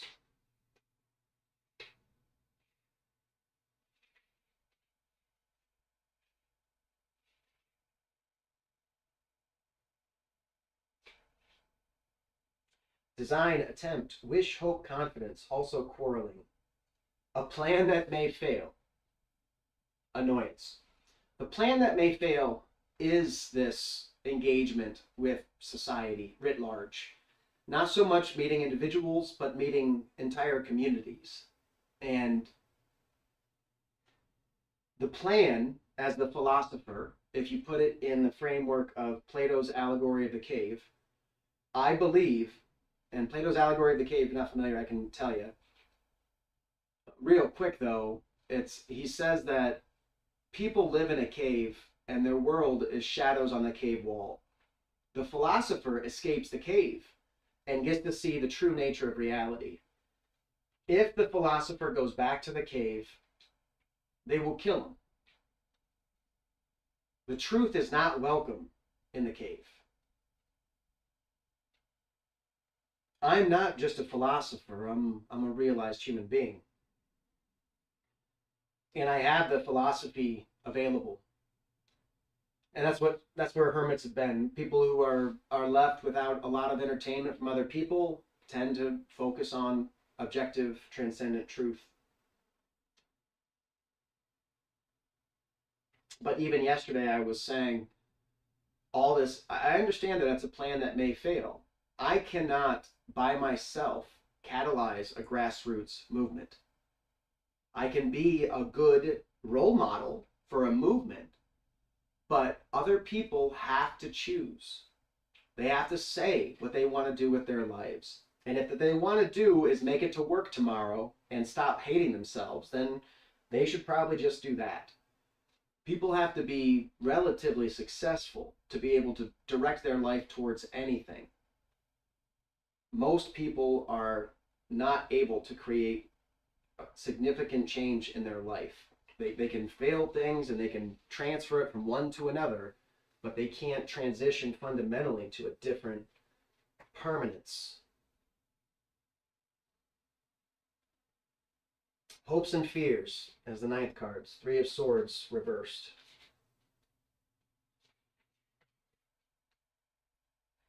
Mental alienation, error, loss, distraction, disorder, confusion. Yes, that's the fear. The fear is through this exercise, and I'm still in many situations with many people. I'm going back to my original community that I left in 2011 for Easter. And I'm going to have a conversation with an old friend, and we'll see where that goes. Also, communities on Twitch. Also, other communities in between. Mental alienation. The hurt, I need to pull away. This is all I really have to do, but I don't want to leave. I'm hopefully bringing back truth that will free everybody, but I cannot bring it into the cave. And the cave, they subtly trick us into this work that occupies our time, but it's ultimately the work that has occupied our time has occupied everybody, and for 60 years has led us in the wrong direction. We have got to reorient more than we have got to push for progress. So the only fundamental response is the Fool reversed, which is the final card. It crowns the whole reading. Represents what will come. It is on this card that you concentrate your intuitive powers, your experience, and your memory.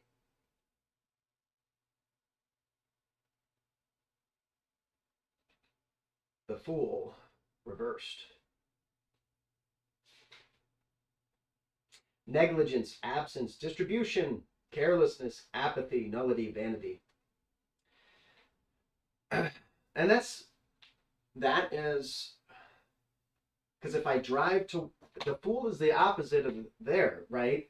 This is the opposite of awareness. Oh, and there's almost every story is available from these things. It doesn't typically, well, it doesn't typically, it doesn't seem feasible that just by random chance, this could be so directly commenting on the situation, even just for one reading. I've got it for a lot more than one reading. And it's never, ever disappointed me. Never. Which to me, I don't know how to explain it. I don't know if there is an explanation. I'm not going to say it's proof positive of anything.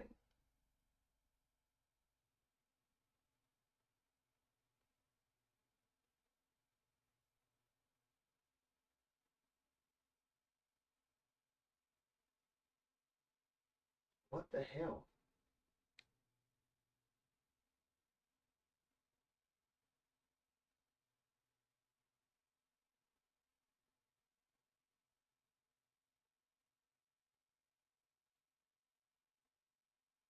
This thing is not updating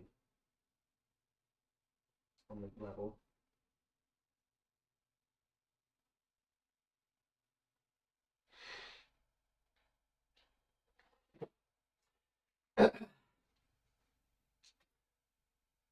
So, and of course it tells me that absence, vanity. Well, thank you for hanging out, Bacon. I appreciate you.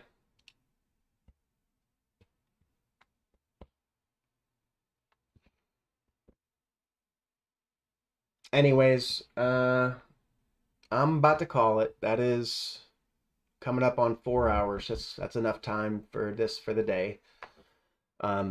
Conversations continue. Catch up. God bless. And you know, so long as we hold our hearts where they should be, the light continues, and the light never worries about shadows. Shadows run so afraid of the light, and that's never going to change. God bless you, Bacon. I'll see you on Twitch.